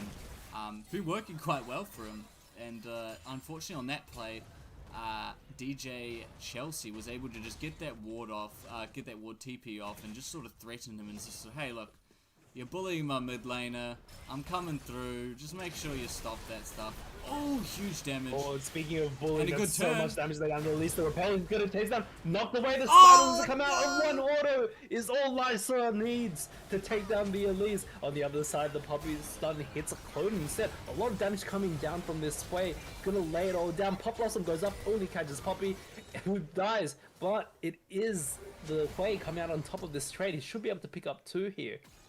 Yeah, looks like Wink is getting super far ahead. Oh, a nice little Oh, juke only no. buys him a little bit of time. But damn, this honestly, these last 2 games have been the Lysar show. Like, obviously, the Ambessa last game was doing well, but you know, pentakill at the end for Lysar. Like, he's super confident right now. And taking that fight, you know, where it's on a nice edge against someone who's feeling confident is a pretty scary prospect. And Wukong Judy was on the wrong end of that trade there. And Eclipse is picked up now, and it might just be a free Yeah. kill in the mid lane. Yeah, Jake is gonna have to burn Fade Seal to get away from that, but that's a huge cooldown that's blown to be used for the next Void Drops fight. So, just a nice trade from Lysa now. It's gonna force Jacob to back once again, and it's gonna keep Ember's Never Surrender really in control of this map. The one key difference compared to the last game we have here, though, is Wink is really strong. Yeah, Wink is strong, and Wukong Judy trying to invade, but this is a level 8 Diana. Ooh, this Poppy is trying to do something by herself. 1v1 this Jace. Oh, the Diana comes down, but she is being jumped on by 3 members. Wukong Judy's gonna get the final blow. But Jake is here, doesn't have the Fate Seal, so can't lock down 2. But with the Nice. numbers advantage, they're gonna pick up 2 kills under the leaves. Yeah, and that's what you want to see. Elise is going to be able to burst one of these members, and because there is quite a lot of HP on the Diana, I mean on the Leona rather. Jacob, very confident man. He's gonna get punished for it immediately. JK, as his confidence is biting him in the ass a little bit, unfortunately. He is getting caught out. He's 1 and 3 right now. 13 minutes, doesn't have his blade yet, so he's not able to get too much damage off in these fights, but yeah, it was sneaky from the Nico coming in there pretending to be someone else, and first tower is going to go the way of Emperors. And they're stacking up a little bit of a gold lead, just over 1k. But, you know, this is the team fight team comp. They want to get to this mid game, this late game, you know, unheeded. Yeah, and it looks like they're on a fairly straight even path to get to that point. Our last couple of skirmishes, we haven't really had the top laners get involved, but I feel once we get Grim involved in these fights, when we start doing a bit of 5v5, he's going to be quite the menace. Speaking of menace, Real's going to beat on the enemy support. We'll get rooted up, so he shouldn't be able to chase. But even that little bit of CC that Real set up gave Wing a massive window. Just lay down damage onto Carol there. Yeah, and you know, this was a very stark difference to the Caitlyn, who has to be within auto attack range, and Wink can just sort of be anywhere, you know, can stay in lane. Real can make some plays, and the damage can still come off. Some plays into the top lane on this very tanky Scion. Yeah, but he's... Oh, it's a turn! Oh, he's actually baited! Oh, but Dino misses! Flashes fall, prevent them from being hit, and it's an all-out brawl in the top lane. TP comes out for Interstellar, looking to lock this up, and it will be Supessa going down first. The Elise will go down as well, but here's Jacob, and he's got... He's got a Lysar coming to him as well. Yeah. Great TP to try to help his team secure the fight, but Lysar was ready on the... I wasn't quite sure where he was, but Yeah, he was very Lysar ready didn't on get that there rotate. as fast as he could have, and that's just the difference between taking Ignite on that mid lane versus the TP on the Yone. But yeah, the Zaheen, can see the power from the Zaheen as a pick. He was able to get his passive, and both the Diana and Grim on this Scion were just sort of like, well, we can't really hit him, because if we hit him, he just comes back just as strong. So like, we got to go for the Elise, and then that bought them enough time to get the trade back. But Scion, you know, still ramping up. He is 6 and 2 and is only getting stronger. Looks like he is going for a Kanik Rakan second item, and he has got the Bramble Vest to deal with these 2 auto attackers that are healing a lot. But you know, pre 20 minutes, having these 2 very big tank items and a couple more upgraded boots as well, like, this is where you want to be on Scion, because you know you're infinitely scaling. And the dragon is getting started up by Emperors because they recognize the power that the Scion has. Yeah, it looks like Emperor should be able to take this fairly clean unless we get a little bit what on the the- wall. Fate Seal comes in, doesn't quite hit anything, but he should be able to snap right back out.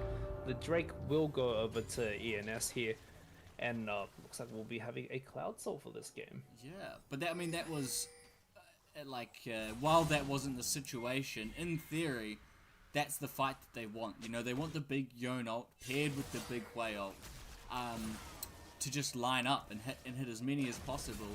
And I think this Poppy tool, you know, you're gonna hold on to that Keeper's Verdict, and you're gonna just want to bonk away either the Diana or the Nico.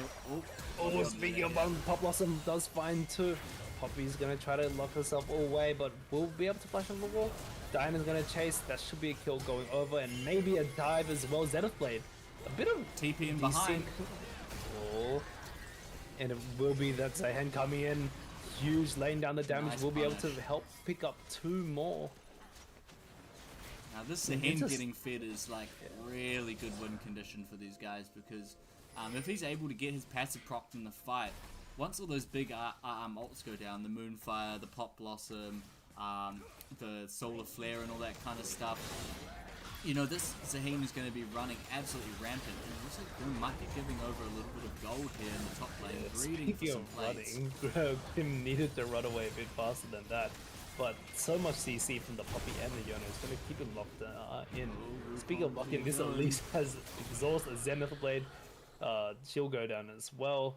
A bit more gold into the pocket of Lysol. One thing to note is that with how scrappy these fights have been, Lysol hasn't actually had the chance to lay down a lot of poke.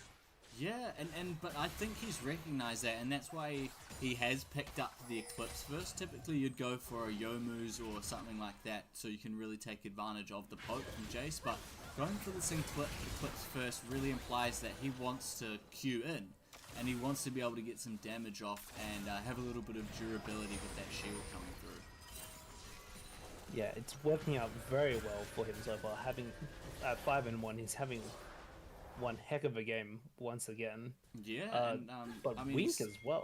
He's CSing pretty well, you know, sort of about 7.5 per minute, but yeah, I mean, he's got one of the highest CSs in the game apart from the Hui. Wink has been farming really well in the bot lane, and this Hui, you know, as I said, it's going to be a nice way to mix it up. Hui's been playing, Wink rather, he's been playing Why is it the sidesteps the Steel Tempest? He's been playing a lot of immobile ADCs, the Caitlyn, that kind of stuff, whereas Hui, you know, like, you have so much more distance to play around with. Oh, have they made a pick onto the Speaking of distance, there's a fair amount of distance between Lysol and his teammates, but Diana is here. Turn on them. Keeper's Verdict is going to keep Supesu away from the fight, but Lysol will be able to walk away slowly anyway. The Rift Herald is up right now. We'll start to see if either team wants to move up to Crimson. Yeah, interesting, there's actually no shutdown on this Jace, so they don't need to be too desperate to try and pick him. Although they are running through 3-man in the jungle. Looks like they might get him here. Yeah, they're jumping on him. He doesn't really have any way out of this. He will go down, just as you can see. Emperor's Never Surrender immediately throw Pink into the Rift Herald. They know that the jungler's down there, they know the support's down there. They're going to try to rush down this Rift Herald. But with how quickly that happened, I'm not sure if they'll be able to get it down before Wukong is able to get up there. Yeah, no, it was good, and getting some more gold onto J-Car is pretty crucial. He's going to look to get that shield bow next, and just have a little bit more durability in these fights, because if he gets that shield bow proc off and he's able to live, yeah, as I said, it's like, it's one big explosion, it's one big artillery strike from Emperors, where they're just sending in the cavalry, and once that sort of initial charge has been mitigated, they don't have too many tools. You know, the Nico Protobelt build is going for the Seekers next. They are sort of banking on that Nico just to be sort of like a tool in terms of CCing and getting a good team fight off, whereas like they're almost leaving that sort of 6-item 80 carry slot, you know, unutilized, whereas with the Hui, 10 stacks on the Magi is still farming up really well. Got the double burn item. So they're going to try to lay a bit of damage, but Grim still fairly strong right now. He doesn't really mind it. Yeah. We'll give Interstellar the opportunity to take away some of these jungle camps. They might not want to stay down too long. Jake is going to land a lot of damage onto this Sion, but Sion, he doesn't mind. He's going to keep walking forward, and we'll see the Pop Blossom comes out, doesn't connect with anything. Zenith way out of position. Does land with the point. They should be able to take down Wink, and without Wink, Interstellar might not be able to burn out the rest of this. It's a good flash W. as we say that, oh, Decimate Strike doesn't land, but Xenoblade does, but I don't think Carol actually wants to be there right now. Yeah, what have they got? They've got nothing left to kill the Zaheen. They used it all onto Wink. And Wink still has Flash after this, so they'll be able to get this dragon. And then they'll have Flash on the way for the next fight. It actually ended up really well for them. Yes, there's a Lichbane next onto the Elise. You might even be able to just get like a Banshees or an Arm Guard. But yeah, it was a really nice way that they played that. And I think that comes down to their draft. They're allowing this Zaheen and they're allowing this Yone just to get ahead to the point where they can survive that initial burst. But huge goal swing. They were actually down about 1k before that fight, and then they're up 1k. So really nice sort of bounce back, keeping their heads in check. And again, it was a really good keeper's verdict from Real, who's been struggling a little bit in the last couple games. So it's good to see him finding comfort on this Poppy pick. Yeah, and to tie it back to what you said, they did send all their resources onto the Hui, but killed him so fast they didn't even get the opportunity to flash.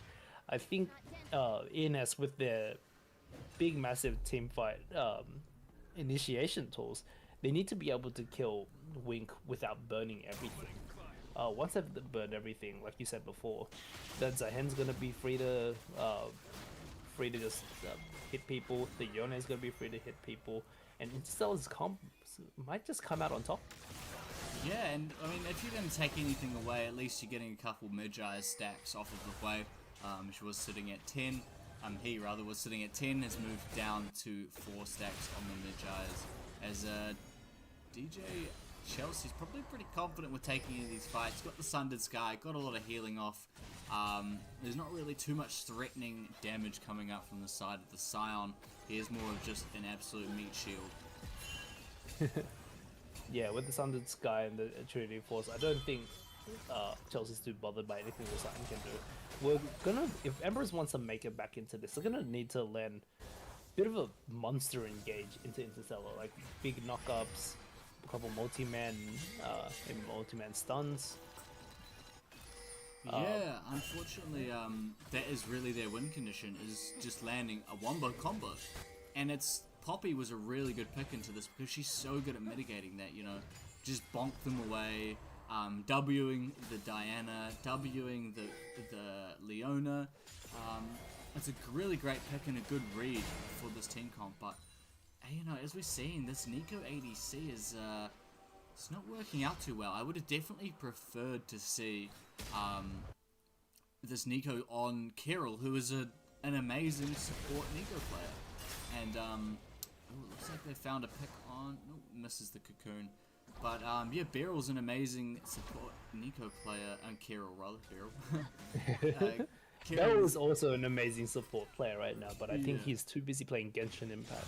Yeah, good old Beryl. He's no Lahens though, I'll tell you that for free. Yeah, I don't think Lahens would ever bring out Rammus supporting again 5. Yeah, no, he definitely wouldn't, but you know. Speaking of support, Jacob's got himself caught out once again, and even with a Keeper's verdict, Empress Never Surrendered should be able to just run down Real here. Hot Blossom from behind's gonna lock up Wink as well. Oh, sorry, not Wink, Wukong Duty. And in just a bit of sloppiness from Interstellar is going to lead to a Baron take by Emperor's Never Surrender. Yeah, just little missteps, and you know, it just keeps coming back to that idea of discipline. You know, they're not setting up for these fights, they're not crossing their I's and dotting their T's. And it looks like the Zaheen might actually want to try and get in here. Yeah, he's got to get this passive stacked up, or else he's just going to die. Oh, that's a nice ult. But he's going down. Oh, so close to getting that passive off. Get it. But he stops the Baron. That's actually really good. Yeah, Wink was great at holding it down until Chelsea could get there. And with health bars low, there's no way Emperors are going to try to take that Baron with Wink still up. DJ Chelsea, really nice play from them. They were, honestly, they were so close to getting that Zaheen passive off, which would have been possibly even game winning. But as you see, like, as soon as this Jace goes low, what damage do they have for this Baron? They literally have nothing. Yep, there's 0 sustained damage on the Emperor's Never Surrender side. And so they're going to have to play these fights a fair bit more carefully, funny as that might sound. They are the ones with the Leona and the Nico. so normally you'd expect a bit more explosiveness from them, but they do need to act a bit more like a surgical knife and really catch that Hui out or catch that Elise out early. It's going to come down to vision plays, and oh, as you see here, yeah, vision play. They're trying to catch them out. Trying to Yep, get Carol going down quite low. Oh, the fancy feet! Oh, has to invest in Diana to finish him off.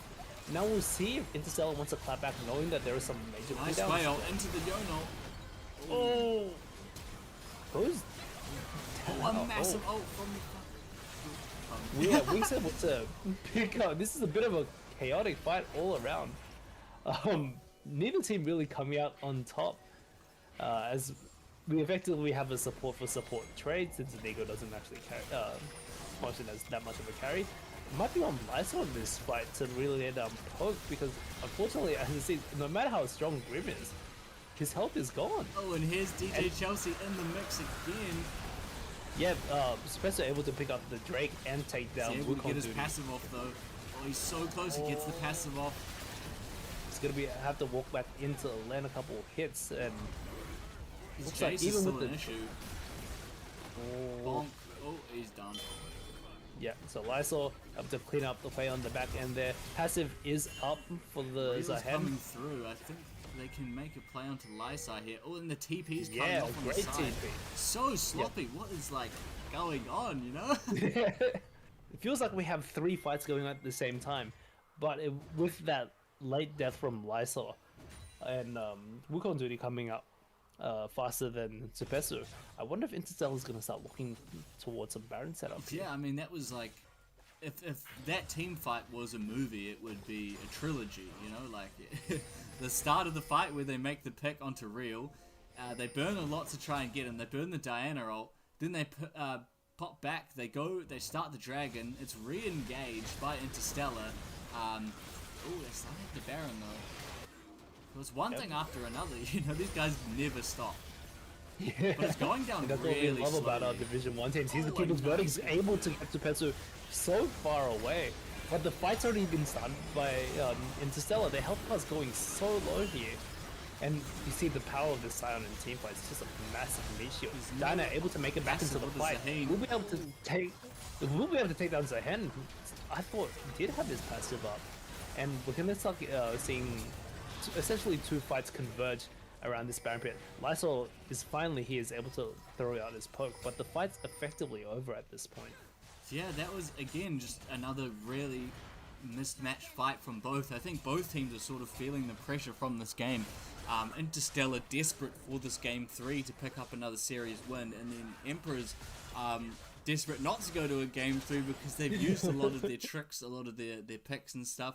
I'm sure you know that they're going to be a little bit sad that they wasted this Nico pick, because it probably gets banned against them quite a lot, but they wasted it on Envious of Me, who could right now be on like on a Lucian, on a Tristana, and like think of how effective that would be in this situation, being able to like, you know, move around the fight a little bit more freely and just get some more DPS off. And even like a Tristana, imagine that, they get the pick with the Nico support, they get the pick with the Scion potentially, and they just blow them up with the explosive charge.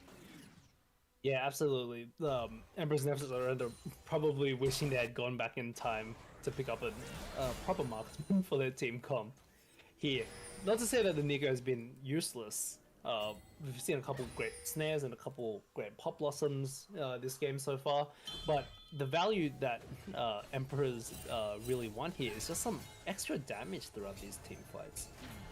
Just a little bit of extra damage will help take down this hand before his passive goes off, take down this Poppy earlier, which, sorry Real, a bit of a curse there. The Poppy will go down, and now Emperors Never Surrender is going to look to do a Baron, but like we've said before, they don't have much sustained damage. It'll give Interstellar this opportunity to walk forward and really contest with the artillery power of Wick. Yeah, an unfortunate pick from the side of, oh, this Nico was way off. But the Zahan is getting caught out. He's so hard. Yeah, he can't do anything. Even with this, able to trade one back, but will go down, unable to get that passive stacked up in time. Grim is 1v3 in the jungle, but he might be able to just delay for long enough He actually used his TP on that on that Oh, wall. he did. See a little six-pack action here. Lysol is too low. Unfortunately, the only remaining member of Emperor's Never Surrender is this Envious of us. And he will go down as well. That's Zonya's outclass being used just for a bit of glowy fashion. And now, despite the first pick going over to Emperor's Never Surrender, it will be Interstellar who has the onus to take down this first Baron. Simon, we are at a 60 kill game with a 1k gold lead. Under 1k gold lead. You know, these two teams, as I said in the first game, they're swanging and banging. They are standing on business. And yeah, this Elise actually does heaps of damage to this Baron. And the Baron actually goes down for the first time this game after at least 5 starting attempts. Yeah, it is 32 minutes, so a fairly late Baron in this game. But now the gold lead for Interstellar should start to pull even further ahead. And with the team comp, the favorite team comp that they have here, it might just be the beginning of the end for Emperor's Never Surrender. Yeah, I mean, fights are going really well for Interstellar. This Zahin as a pick is doing so much work. Like in that last fight, him being able to get that ult off, the Poppy ult might be able to, it bolts him away. Now it's Not coming able to down get to it a down smite. but it will put her in a bit missed of by position, 21 able to lock it HP. down with Smite. And now Grim walks in to pick up a bit of a Huawei ultimate, and it will take down Diana. Emperor's Never Surrender is going to try to back out with their prize, the sole point being what they came here for. But unfortunately, with the team fighting power from Interstellar here, Yeah. they're going to pick up a couple kills, and they're going to look to push their lead with this Baron buff. Looks like we might be leaning towards a game 3 because, like, I mean, so far I'm enjoying it. I want to see it. But yeah, it was unfortunate that the smite was missed from Wukong from Wukong Duty. It actually missed by 24 HP, which is quite unfortunate. So yeah, it looks like they're pushing in, and the bases are being broken for the first time in 33 minutes. And with these, look at these spawn timers on Emperor's Never Surrender. Interstellar, if they're brave enough, they could just go for the end right here, right now. There's no wave clear. It's all it's Leona, and they're just going to end the game. Yeah. So, in a great game 2 from Interstellar, and a great draft, Interstellar's going to be able to take game 2 here, and they'll bring us to a game 3. Yeah, and that's, you know, we were talking about the draft at the start of the game, and I was saying, look, they need to just do some more interesting things. They need some more interesting picks. You know, I don't want to pat myself on the back too much, but I said, look, get this AD mid laner and get Hui in the bot lane. I think this is going to suit their style a lot. It's going to give Wink, you know, just get him off of immobile ADCs just for once. And obviously they left the Yone up, which was probably a bit ill-advised from Emperors. But yeah, that was a really good game 2 bounce back. Obviously still playing the same way, a little bit of lack of discipline here and there. But, you know, they pull us to a game 3 off of sheer perseverance. And I think Emperors are going to go back to the drawing board. I think they're going to try and get this Orianna onto Lysia. And then maybe even for top lane for Reaper, maybe put him on Ornn. I think he was really good on the tanks. But if he's on the Ornn, he has a little bit more agency in those team fights. Whereas, like, you dodge the Scion ult, you dodge the Q, he's kind of just running around, you know? Yeah, and like, despite Grim getting that early solo kill, unfortunately, with the rest of the composition of his team, couldn't quite get enough value out of the Scion. Not necessarily his fault, but without lacking a marksman, Emperor's Never Surrender never could really take advantage of the time that Scion buys. Yeah, absolutely. And for the Jace to be sort of able to damage, he has to go forward with his team that's going in and CCing, and that leaves him vulnerable to the Yone ult, to the Zahin ult, like, and all that CC. It was a good battle from the supports. I really enjoyed both of their play. Obviously, Carol was on the bad end of everything in terms of how, you know, that came to be, because the Leona sort of was countered quite hard from the Poppy. But sorry, I'm just messing with this a little bit too much, am I? There we go. Get this on the other side for when the next game starts. But yeah, it was back and forth action, just like game 1, except there wasn't as much snowballing, to be honest. Yeah, these teams still fairly evenly matched, and to me, Gronky kind of feels like it's gonna come down to this game 3 draft. Yeah, and what players are we looking at? Like we've seen some really good play from DJ Chelsea in both games. There's actually a 0% win rate on the top laners who get early solo kills, so maybe we'll look at that for the third game. But yeah, I've been really impressed with DJ Chelsea. That late game Zahen play was really crispy. Really liked that. Obviously, the Cassante in game 1 wasn't set up for success like he probably would have enjoyed.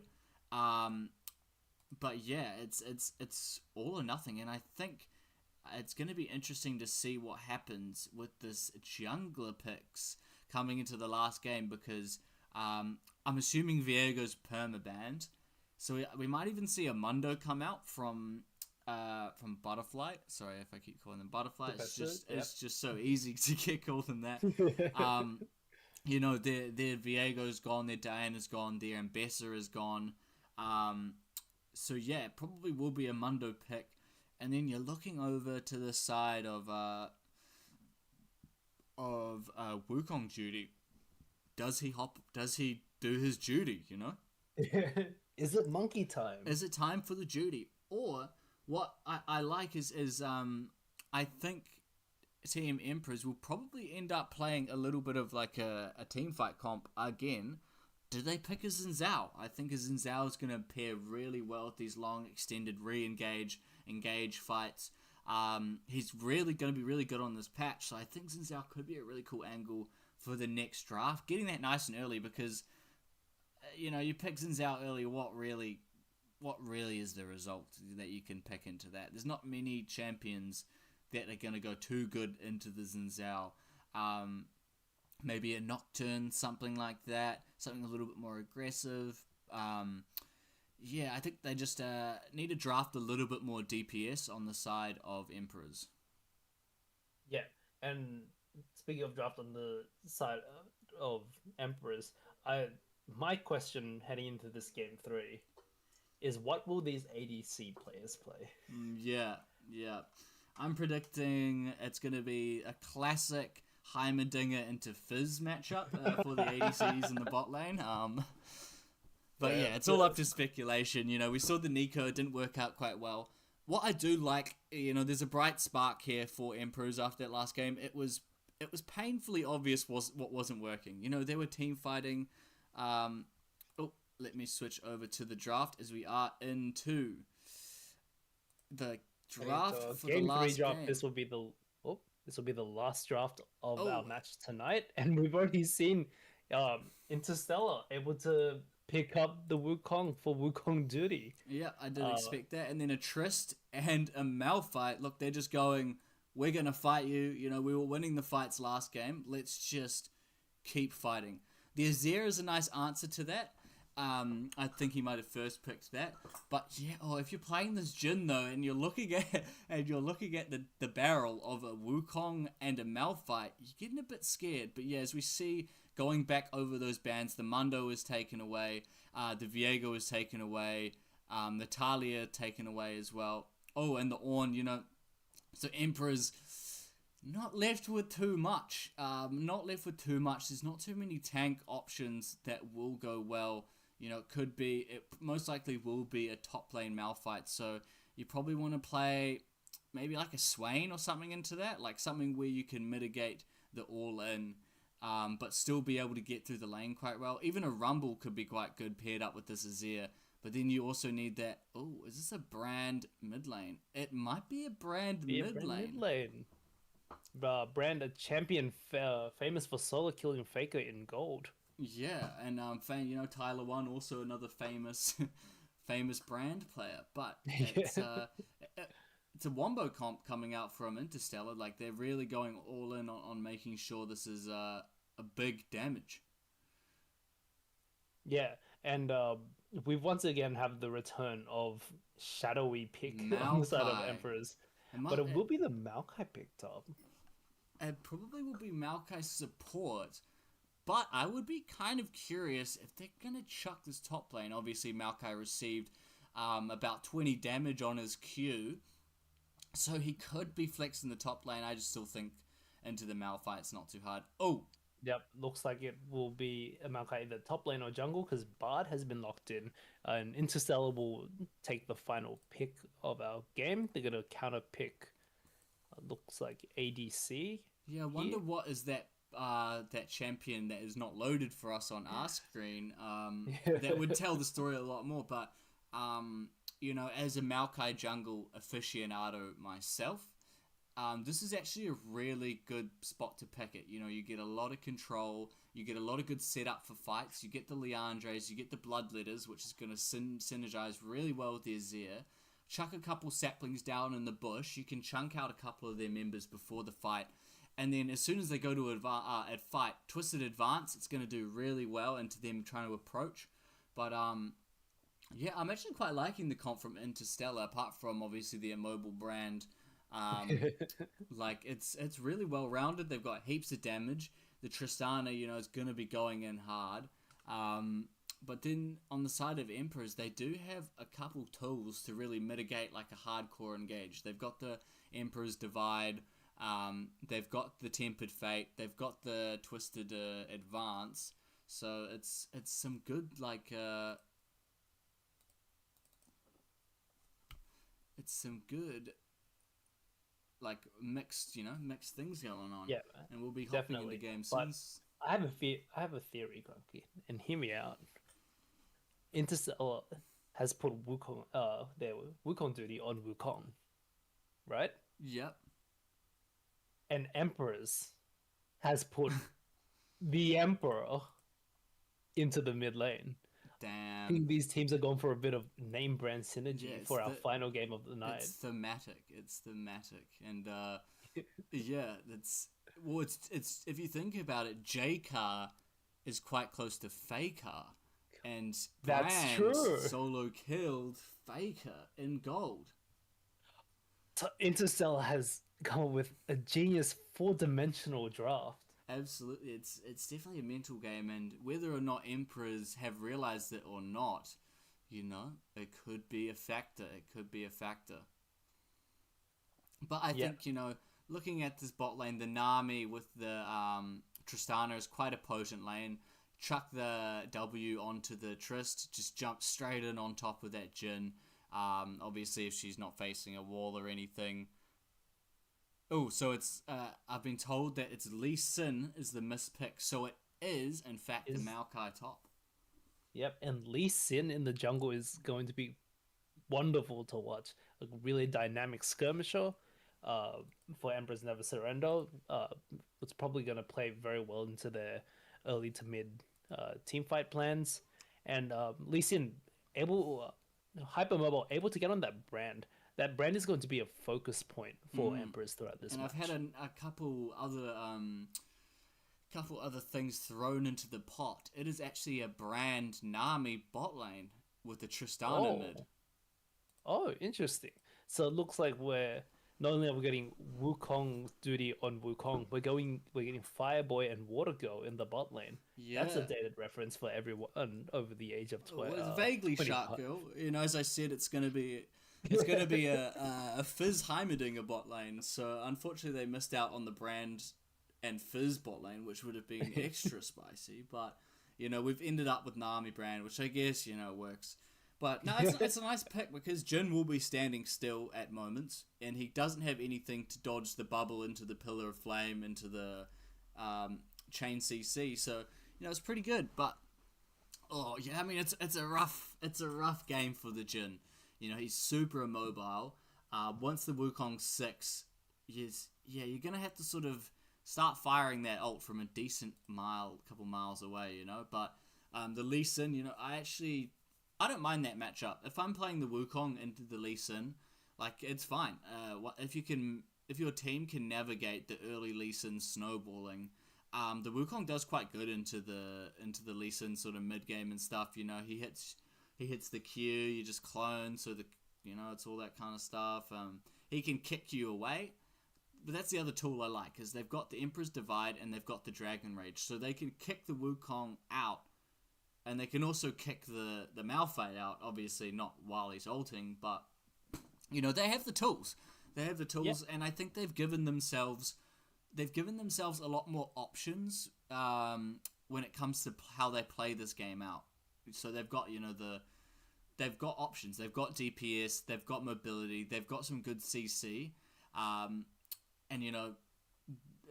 whereas now Interstellar's kind of got this make it or break it comp where like they go in, they have to do damage, but last time they drafted the Wukong, they gave it a mid Scion and a top Kale, which in my opinion is insane. Like, if you're scaling, you might as well go like Mundo Jungle with that. So having Wukong with the team fighting comp, I think this is Wukong Judy's game to show, why he is Wukong Judy. Yeah, it's really his time to prove himself on his namesake. And I think Interstellar have done a much better job of drafting around the Wukong this time. A fair amount of follow-up and even some initiating tools with the Malphite ultimate here.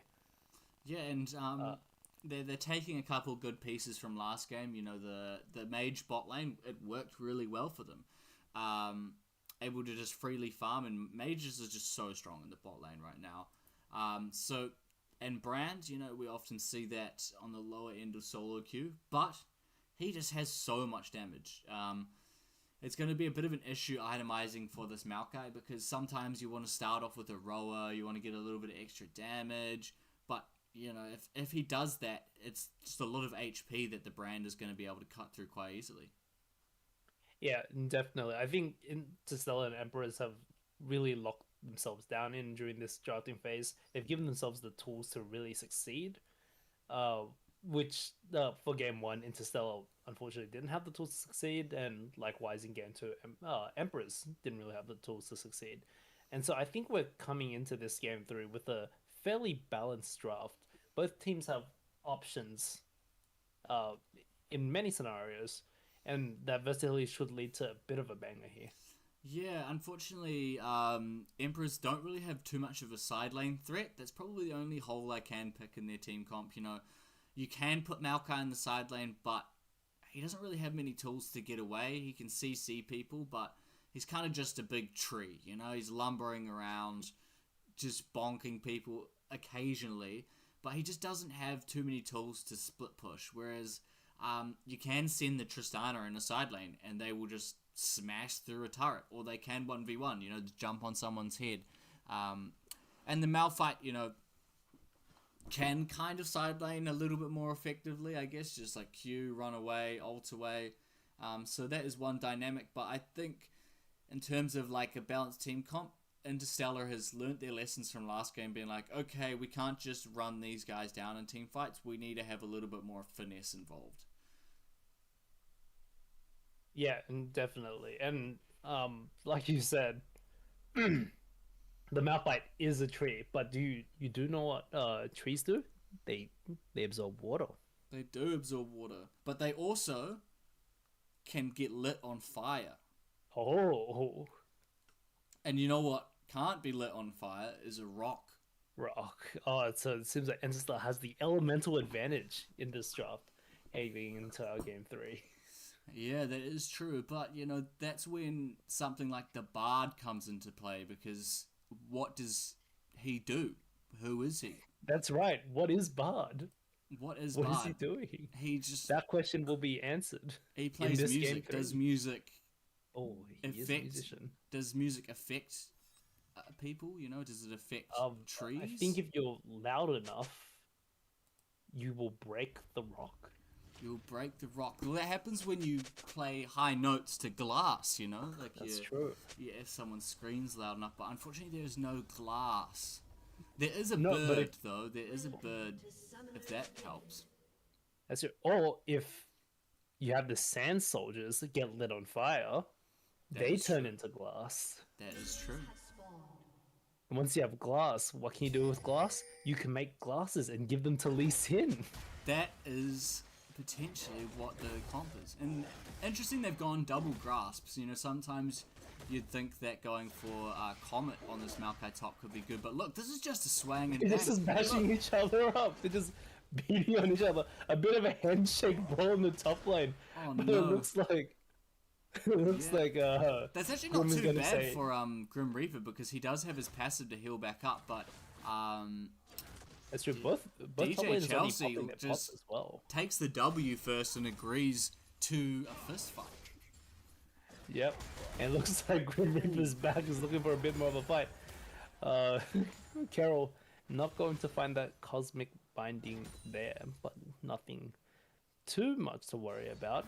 As we can see our early lane prios come out, the Jin able to push in Interstellar, and oh no, Chelsea, they need to remember the statistic. If you get a solo kill early, you're not likely to win the game. I was definitely looking at the angle of like the Q flash with grasp W, but now that he's healed up with his passive, he's a little bit more balanced now. Yep.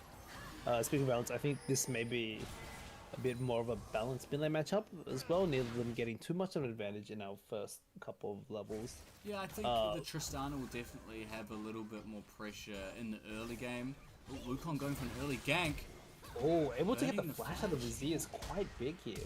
Oh, and now this A tree. trading gang, flash used by the Rock already, and it should be Supesu picking up a kill Nice.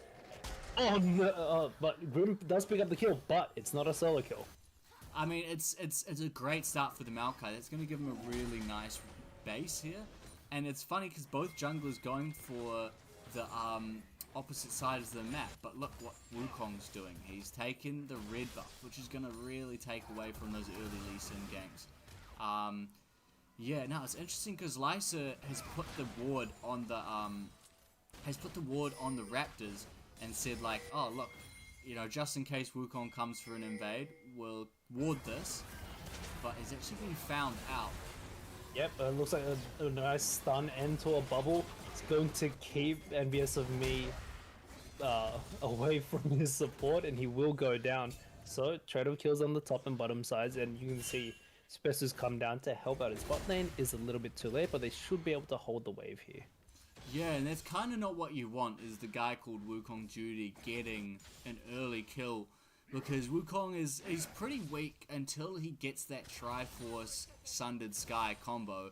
And the more accelerated he can get towards that, it's kind of quite scary. Definitely. And with mid, the Z flash being blown early, you see a lot of presence being thrown back towards mid. Luckily, there is Supesu here to offer some support, but they do have to keep an eye out. His Wukong duty again, here to do his job. He's going to land a bit of damage, flashes and mobility all over the place, but it will be Wukong duty picking up a second kill.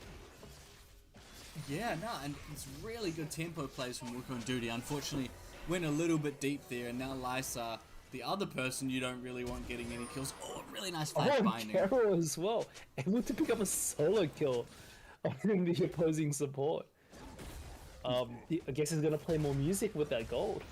Yeah, no, it's a good flash. Sometimes you just gotta pull the trigger and know when it's like good to go for that kill, when it's greed. Yeah, no, the Wukong was getting ahead there, and he had some really nice tempo, but unfortunately he just greeded a little bit. Yeah, so the little bit of greed and discipline issues from Interstellar plaguing them again. You know, they could have just easily taken that kill from the Lee Sin and taken it to the bank. But then he just went a little bit too far, and now Lysa has ended up with a double buff, which is probably not what this Tristana wants to end up with. Ooh, Mystical but we Journey talked about coming in. Not able to find anything. We did talk about accelerating the Wukong earlier, but looks like he's being caught out in his own jungle. Will go down, supposed to pick up another kill and push this ENS lead a little bit further. As we were saying, Wukong getting accelerated early is quite scary. Z getting accelerated early Yeah. can be and, game warping. You know, on this Lee Sin, you're going to have to be super proactive early game. Make sure you're actually doing a lot with your early game stats, your early game mobility. And yeah, just catching off Wukong Judy, transitioning between his camps on low HP, now a level down. You know, it's working out quite well. Yeah, speaking nice of working out, Maokai, he's got it. a nice little bramble smash to try to force DJ Chelsea into turret range. Won't quite make it there. But our two tanks really are just beating up on each other. Yeah, in this top lane. slight CS lead for Grim Reaper on the Maokai. He's gonna look to try and shove this wave in to punish the back. Or maybe he just accepted the wave's just gonna end up there, and he's gonna take the recall himself. Put it there. Yep. He's gonna back himself first since neither top laners have the teleports up and available right now. Backing here, he'll be able to make it back into the lane without losing too much of this next wave. And I think it's gonna perfectly freeze for him. Just sort of just up from the turret, which is quite good. He might miss maybe 1 or 2 melee creeps, but he's in a good spot, and he's going for the early Fimble Winter on the Maokai, which is, you know, get really good value out of the shield. Sorry. Yeah. Speaking of early value though, we'll see a Bramble Vest picked up for DJ Chelsea immediately. But to be honest, there aren't that many AD threats on ENS's side. The Jin won't be able to burn through. I can see the logic, because for the Maokai, for him to proc his passive and to get grasp heals, he has to auto attack. So he will be getting that grievous wounds onto him if this Grim Reaper Maokai wants to actually start healing. But I think like Grim Reaper can just keep doing these long extended trades. He's got percentage damage on his Q, so he can just keep bonking him over and over and over in lane. But yeah, it's just gonna be a very slow whittling down of each other. Yeah, don't think we'll see that much more action in the top lane right now. There is a bit of action down here around the Dragon Pit. ENS able to get a bit of prior in the spot lane, but the rest of Interstellar has come down, and they are whacking away at that Drake, I believe. Yeah, I think it will be a first Drake. It doesn't look like the Lee Sin's in position to try for this. Yeah, first Earth Drake, which is quite good. Get a little bit of extra stats onto this Wukong, who already gets quite tanky. And he might be looking to put a ghost through the journey as well. And he can't quite get it. Envious of me picking up that kill. Wukong duty, unable to finish off the Bard. And a bit of a mishap. A big Bard almost to prevent a tower dive, it seems. Oh no! And oh no, that's a lot of damage going down onto the brand. All across the map, Interstellar is just losing out on these trades. You know, they got the dragon.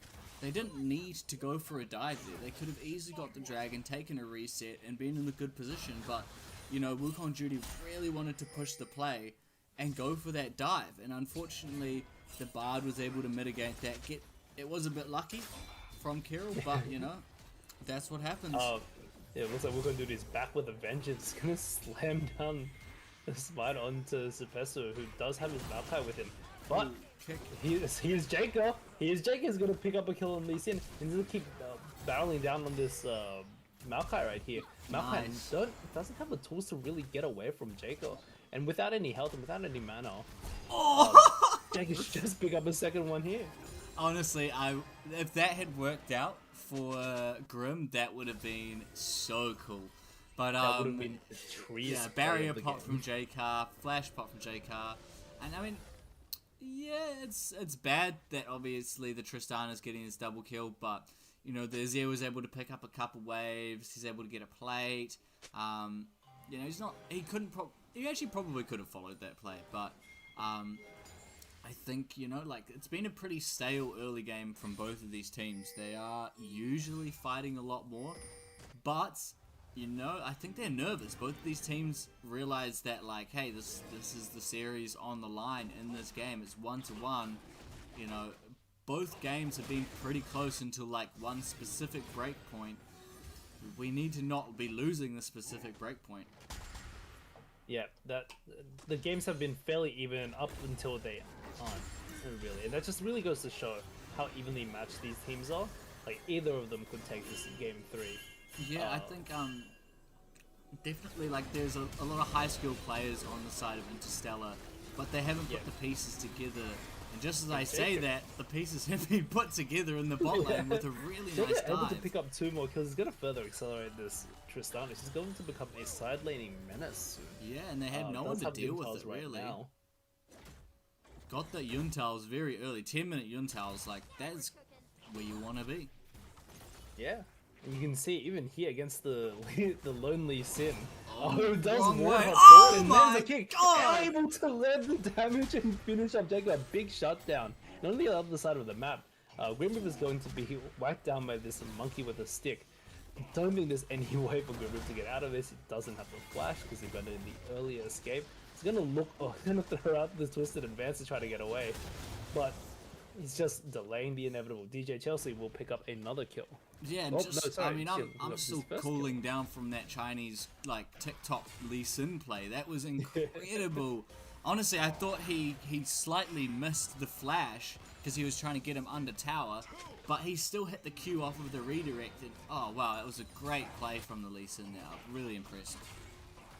Yeah, like really putting himself up against Wukong Duty in terms of early game impact right here. Yeah, he As really we- has to, and then he's gone for the Eclipse as well. Sometimes at the sort of higher end of play, you do go for that Sundered Sky first on the Lee Sin into the Black Cleaver, but he's going Eclipse into the Sundered Sky because he knows that he has to get some big plays going early game.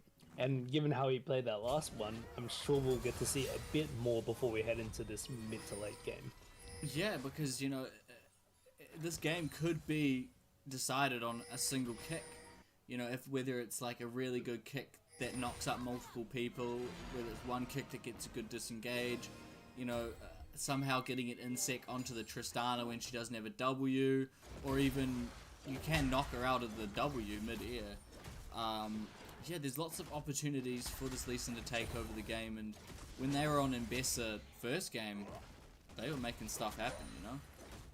And definitely. And I think once we come out of this laning phase, we're going to start seeing both Grim and DJ Chelsea put their ultimates to work. We have a bit of a gank here from Jaker and Real, but Lysa's going to be able to just walk away. We have a bit more of top lane combat up here, but I'm going to be completely honest, don't think anyone's going to die anytime soon. Oh, Unless your name is Wink. The Sonic whip does, oh, a nice sidestep prevents him from being locked Fancy up by the feet. Jin. But he is Suppressor.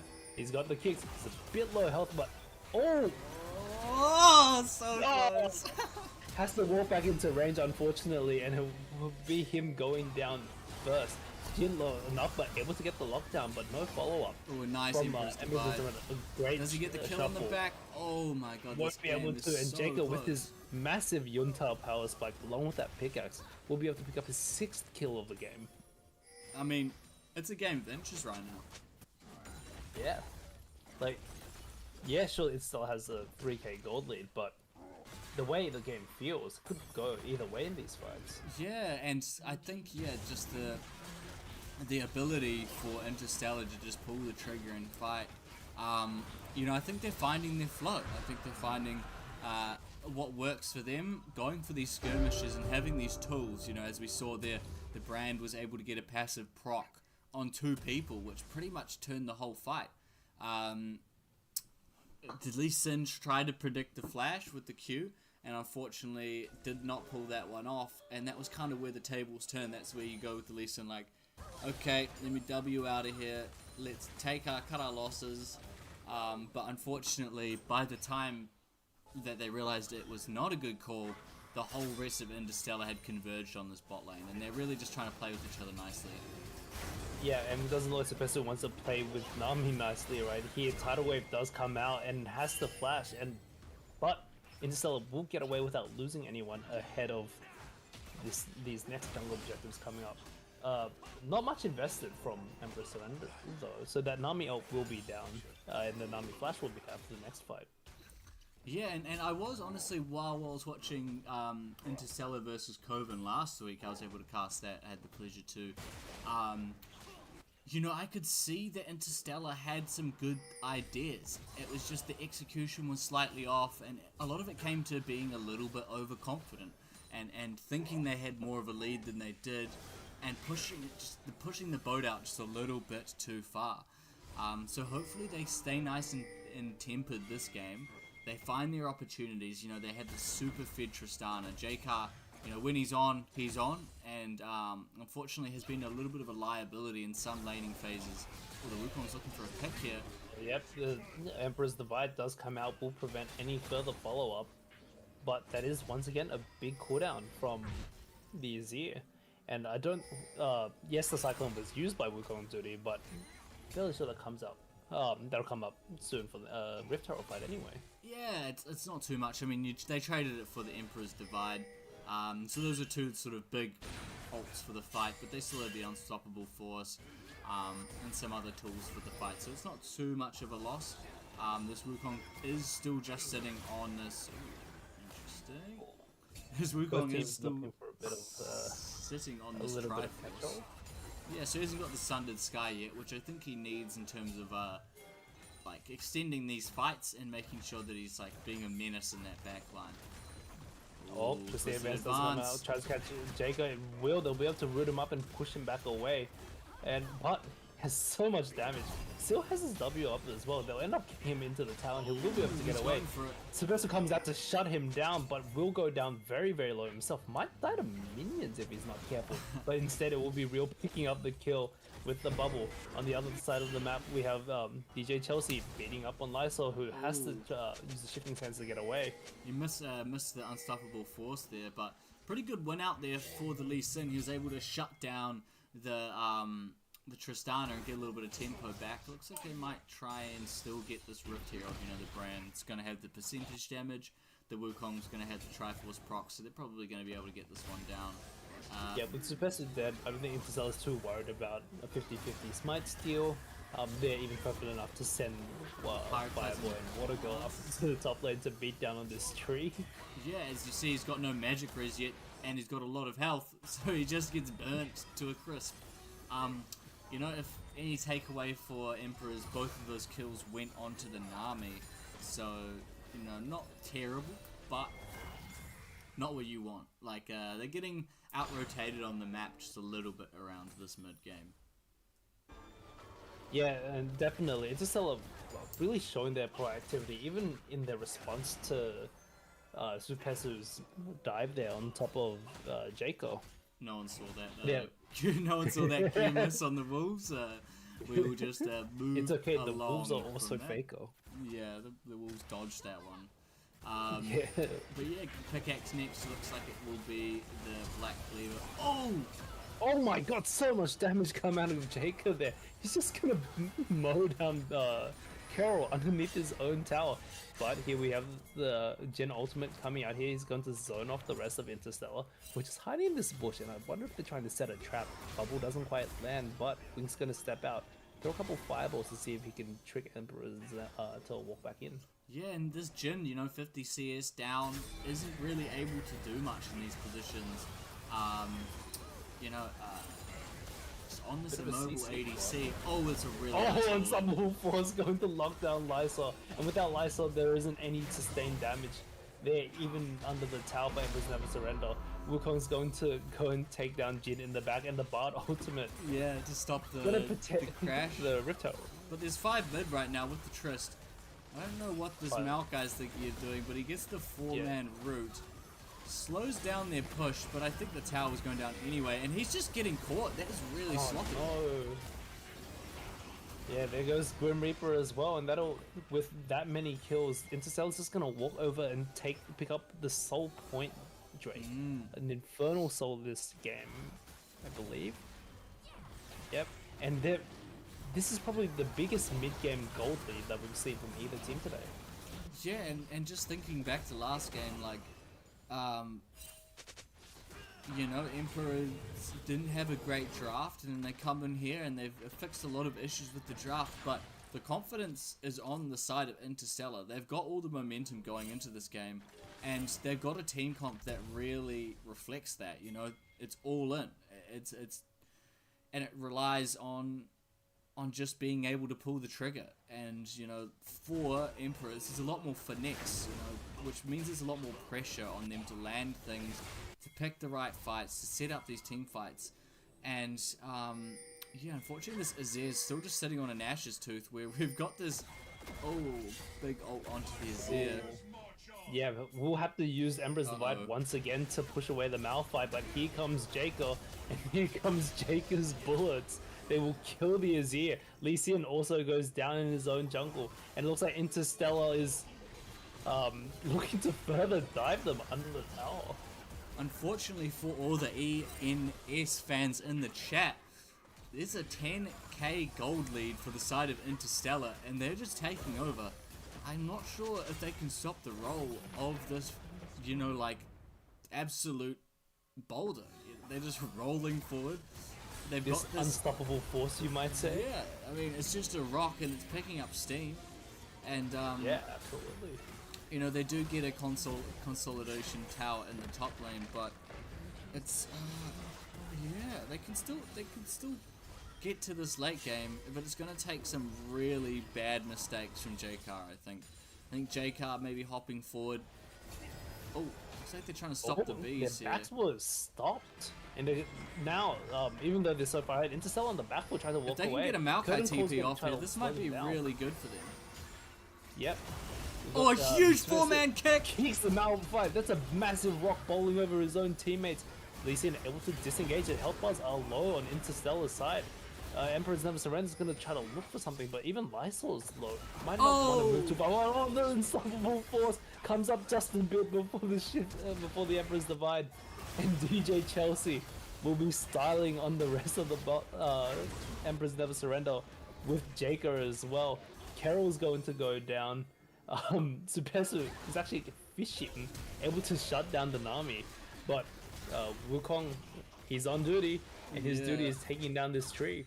And despite what looked like a possible angle for Emperor's Never Surrender, Interstellar able to keep their lead ballooning, and Jake is so confident he's going to W in. He's going to try to chase down this Lee Sin, and he will flash forward and complete the ace for Interstellar. It's just a bit of a wallet diff right now, you know, like these items, like this Malphite is so tanky.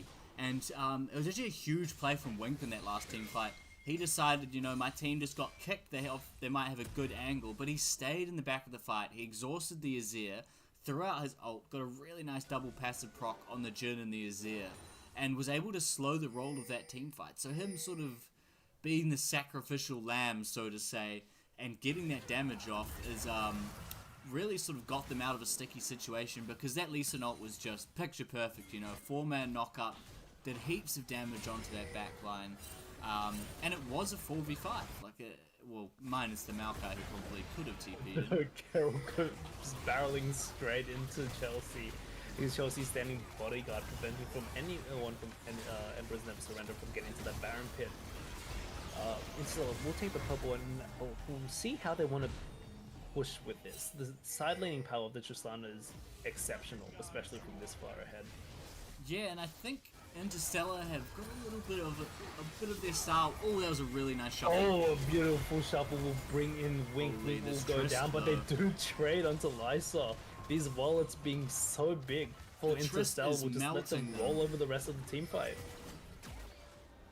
The Trist is just, yeah, so fed right now. A nice ult just catches the Lee Sin. It's going to be another reset. Yeah, with Wukong duty, it's gonna go on a rampage with the Baron buff back up now, and no real carry left for Emperor's Never Surrender. Interstellar might be looking to just end the game here. Yeah, and unfortunately, there's just nothing. There's not much wave clear. Like the Azir has got on the Leandres, and so is lacking a little bit of damage to clear out minions. Yeah, unfortunately, it does just look like a little bit of a team competitive. Yeah, The drafting will be went- back up here, but he doesn't have the Emperor's Divide. Oh, Without that is a big playmaking- mistake, though. Oh, as we say that, Jacob is receiving so much healing. It was a but very good able to stay Mikhail's use alive. from the Nami, though. Shout out to Real. Saved the Tristana from certain death with that. Oh no, it's just disastrous. Got a Yeah, shutdown at though. this point, Interstellar just has. They have too many stats for Emperor Yeah, they're just, to really burn through. Panicking a bit. And Nexus is going down. It's gonna be a 2-1 for Interstellar. After a really good first game from Emperor's Never Surrender, Interstellar's able to come back and brawl their way to beating the number 2 seed in this group.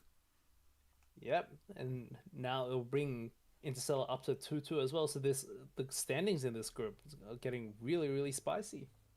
Absolutely, like, and I think even just watching the play between Interstellar last week and this week, it's a big difference in the way that they're operating, their confidence, they're going in. Yeah, I was really really impressed with the play today. Yeah. Even though that last game was a bit one-sided, just props to both teams for really brawling it out tonight in our match tonight. Did end with a bit of a snowball, but Emperors Never Surrender never really backed down. Even from 10k gold behind, they were trying to make it work. Yeah, and that was a good read going in into the second game on the draft, making sure Wink was on these majors, and I think JCar was doing a lot of work on these AD mids. Even if he got behind in the second game, he was still able to do work on his own, and it was great. And I think Interstellar has found a little bit of traction in this group. They had fallen to 1 and 2, now improving to 2 and 2, matching Emperors Never Surrender, who are 2 and 2 as well. But yeah, what do you see out of Emperors Never Surrender? They had an amazing game 1, great Ambassador jungle, great Victor mid. But yeah, they faltered a little bit in the last 2 games. What do you see out of those teams coming forward in the future? So with Emperors Never Surrender, I definitely feel like they have the makings of making another push towards that #1 spot in the group. Their draft in game 2 was a bit suspect for sure. Their draft in game 3 was completely fine though, so I feel like that was just a little kink that we witnessed today. We've seen great plays from I think every member of Emperors Never Surrender as well throughout today's match. So even despite losing, I think teams should look out for this team heading into our later weeks. Yeah, absolutely. Group B is definitely one of the best groups in terms of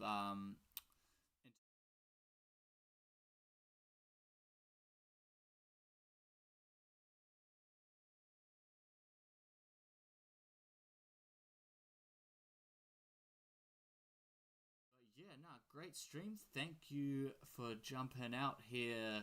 Was the wrong one in stream.